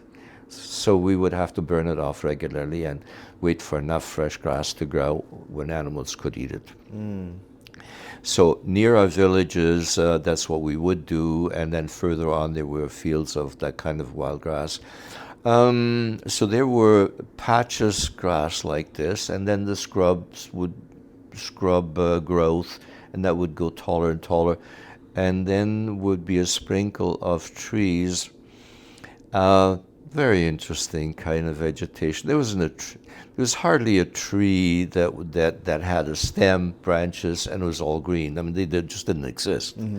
There would normally be a tree trunk, half split, a branch growing off here, a branch off that one. So you'd have half a tree with half of greens on it, big holes in it, and the rot would set in down the middle of the tree, and the inside would be full of animals, insects, and parrots and hawks would use these wherever there was a branch that would rot out, they'd carve it out and they would build their nests inside the tree. So a tree usually would carry an entire story of life within ecosystem. it. Where there were smaller cracks, there would be bugs, and then they get bigger. They would sometimes contain an entire honeybee colony in there. So you could scrape out honey with the wax together, chomp it, spit out the wax, and suck up the honey. The hawks would be at the higher elevation. If a tree survived without breaking down completely, it could grow into quite a height, which would be about 2 or 3 times as high as the surrounding vegetation. It was very desolate. Oh yeah. And so that would quickly amongst those trees there was rojo cabrach. Rojo means red, cabrach, a wood that was as hard as steel, as we would say, very hard, shades of red, a beautiful wood, very much in demand by North Americans for furniture making. Hard to craft, but beautiful in sheen. The other one is Palo Santo, which was a sharp green with white lines in it. Palo Santo, a holy stick. They were. It was as heavy as iron. So if you had a stick of Palo Santo, you felt you had a solid club that you can war with, right? You would keep it as quite precious one. Carve stuff in there, hang on. Those two trees were really dear. I would gravitate to them. There was one we didn't have a name for it. We called it a bottle tree. It had a on the ground level it was quite small, and then it was like a bulged out like a bottle. Inside it had like cork, full of spongy cork. It was quite small on top, and then from there the branches went in all direction. These things would suck up moisture literally from dew, moisture out of the air, any droplets that would fall. It would suck up, internalize, store inside, and it would carry water for weeks and weeks of dry desert weather. So animals would gravitate to it. It was the most dangerous tree to come close to. It had spikes that could be that big, and they short and pointed, very, very sharp point. You could actually break them off because the tree itself was a soft, spongy type of material. But the harshness that would make you, again, subject to post-traumatic stress, horses were all desert creatures. They were nasty, mean, scorpion-like by nature. They would try to run me off. They would run against this tree and then lean into the tree and try to scrape me off the back of them. So some of us had these steel-like Needles. Thorns. needles, but they taper it off almost at a 90-degree angle, like 30-degree angle like this. They didn't puncture. When they drove in, they actually broke you. So some of my friends and I had one time in my leg, but the horse had run me into it, and I had been too late raising my leg onto the back of the horse and leaning away from it, and it scraped it and punctured it. It wouldn't actually puncture so much as it would break you. It was not a cactus, which was totally different. They had long needle-like pricks. We'd use this. We'd drop these things, carve out the top, carve it out a bit, and that would become the trough for our cattle. Fill it with water. It would hold the water forever. Fill it with feed as a trough for the animals. Throw some grain if you had grain or some food in there. Preserve it like a normal trough. So it was usable, but absolutely useless material otherwise. Mm-hmm. Where Cabrach and Palo Santo were a romanticized wood. We brought in, I don't know where Parecido came from. That was the prettiest tree we had there, but it was also resistant to the climate and the insects, animals there. We would landscape our yards eventually with the Parecido. It would have a clean stem, branches with leaves around, a perfectly balanced type of an unmarred, undamaged tree. And it stood. It was quite out of character. Served massively for you would end up with hundreds, if not thousands, of birds to settle into a tree like this for the night. So if you wanted to see a massively kaleidoscope of a show, you lie down under a pariza at sunset, and the birds would just dive in by the hundreds. Like you'd have a cloud of birds descending gradually and slowly, small number at a time, would filter into the tree, find their place, more and more come in, and then they start pushing and shoving each other on the branches, screaming and fighting back.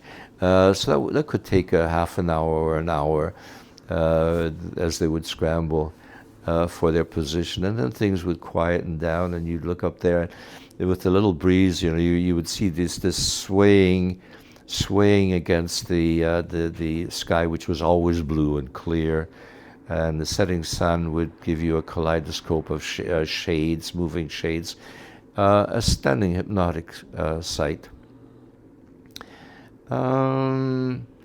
One time when I came in, there's no time to this one, right? My particular experience, I'd gone into the woods for the day. Nobody found much use out of a young kid like that doing farm work, so everybody else went to work, one here or there, and I would just wander off, slingshot around my neck, sometimes with a sling, a little bag of bullets, rocks, clay balls, and I'd wander around, a little bit of hunting, shoot a bird here, sleep under a tree here, find a nest of bees, fight the bees for half an hour to get that thing away from the bees without getting too many stings. There was one quite low. Now I like them higher, because higher I would rock them and the bees would come out of the nest. I would throw a stick. I'd knock the beehive would come down, and eventually the bees would all return to where the nest used to be. Then I could pick it up and chomp away at it. Yeah. So this one particular nest was a little bit low. So it was just above, maybe 8 or 10 feet high. Very awkward. So I went close to it, covered my face because the movement of the eyes would attract the bees. So I covered my face so they wouldn't see that. Put a stick in and I rocked it a little bit to get the bees out before knocking it down. The bees came out. They were buzzing around, buzz. And I got stung by one or two, somewhat accidentally, 2 or 3, somewhat by accident, but it made me jerk. I jerked to knock them off.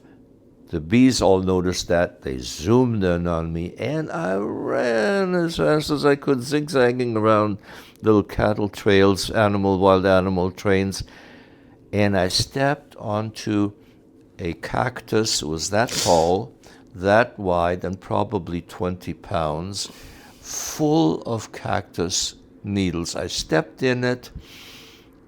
I tried to hop on. I pulled this thing literally out of the ground, and it hung onto my foot. And around the corner, I shook it off. Were you barefoot? Barefoot, yeah. Around the corner, and I dropped myself down. Bees lost sight of me at that point. Probably felt bad for you. They probably felt bad enough for you. Yeah, sympathy after all, eh? So I lay there for God knows what, right? Probably long enough for the sun to sink down by the width of 3 fingers. My clock was how many fingers from the horizon. 2 fingers was 15 minutes. 4 fingers was an hour. That's how I measure the time at that then. So here I'm sitting there and picking. It gets dark, and finally I hobble home on 1 foot. It took, I found the razor blade. My mom was too busy. I didn't want to tell her about this, but she saw me hobbling. Looked at, tried to help, etc. Couldn't do anything about that. I hobbled around for a while, found the razor blade and cut little squares, and kept on trying to pull out what I could. But of course they've got fish hooks. I think that's what you call them, right? Fish hooks. You can't pull them out. They just break. They're barbed. They had barbs, yeah. So to get them out, you had to, instead of messing up your foot too much with razor blades, you wait for 3, 4, 5 days. Then they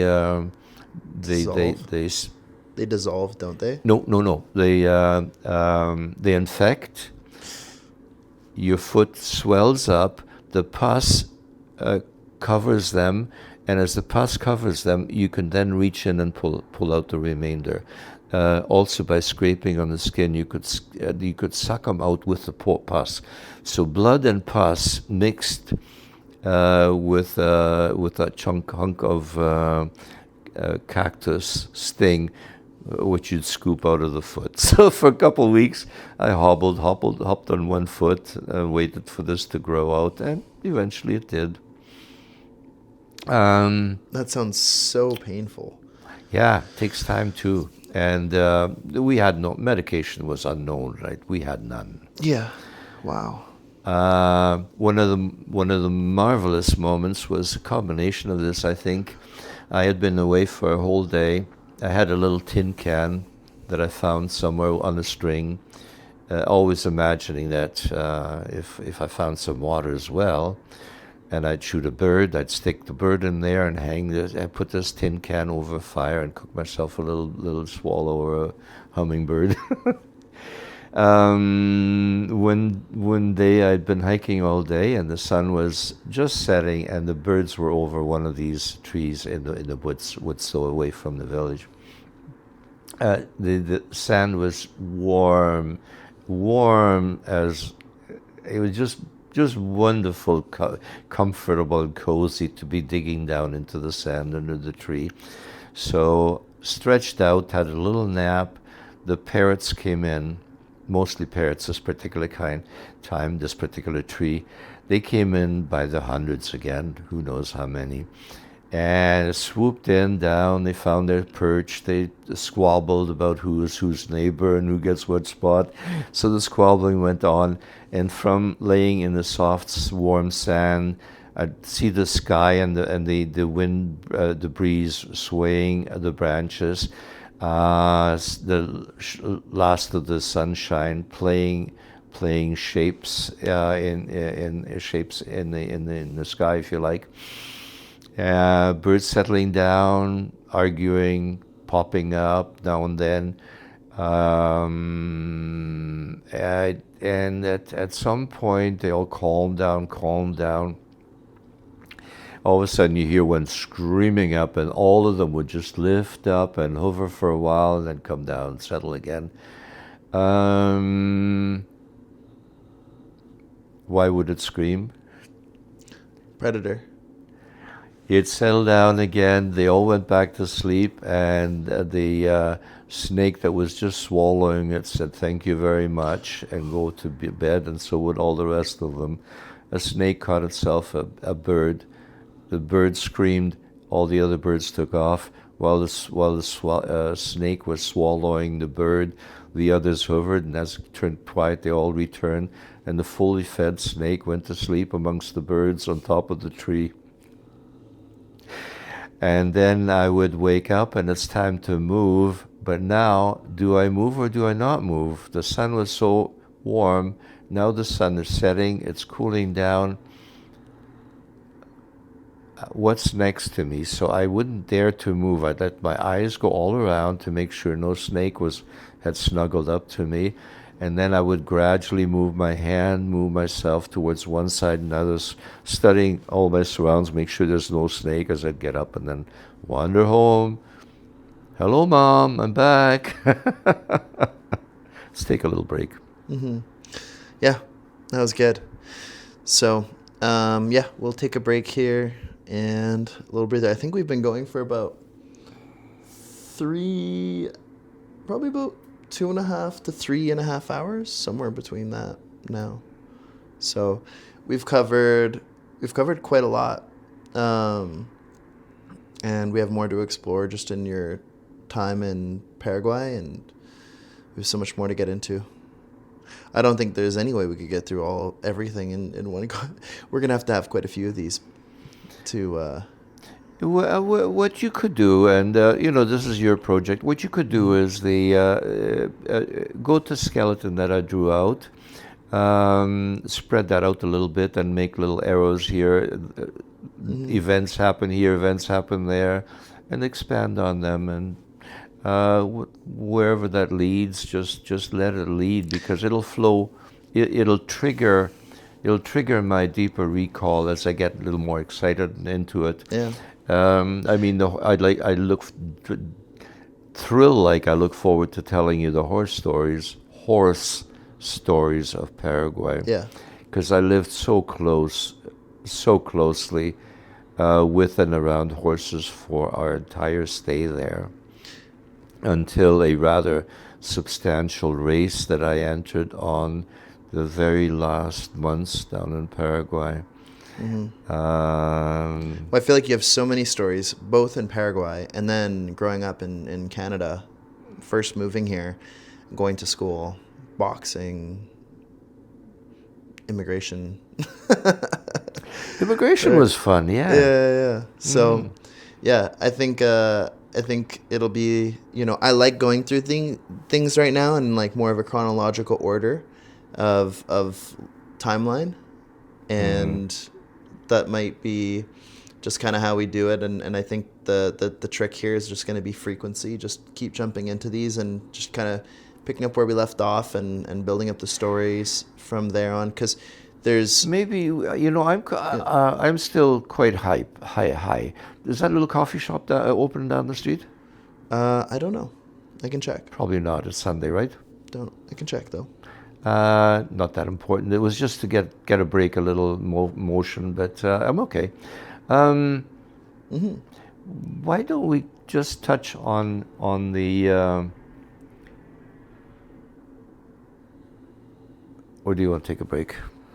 Yeah, we can take a little break. I mean, we've been going for a while. You're stretched out. It's good to kind of like get the juices moving, and then what I meant by frequency is not necessarily today, but just as far as like every week or something like that. We can just maybe, whether I come down there, you come here every couple weeks or something. We just the purpose of it is doing it, not necessarily trying to strive for perfection, but when we can find something to talk about, I'll keep the microphones with me, and then we can, from a seated place, from being in the car even, we can just sit down and talk. You take care of that, yeah. Yeah. But what you could do, make notes on what items to return to, what items to expand on, because I can only tell one little anecdote at a time. There is not the digression necessarily sufficient to fill in the picture, fill in the story. But I'll leave that to you. Sounds good. Oh! This is fun. Cheers. Cheers. Now,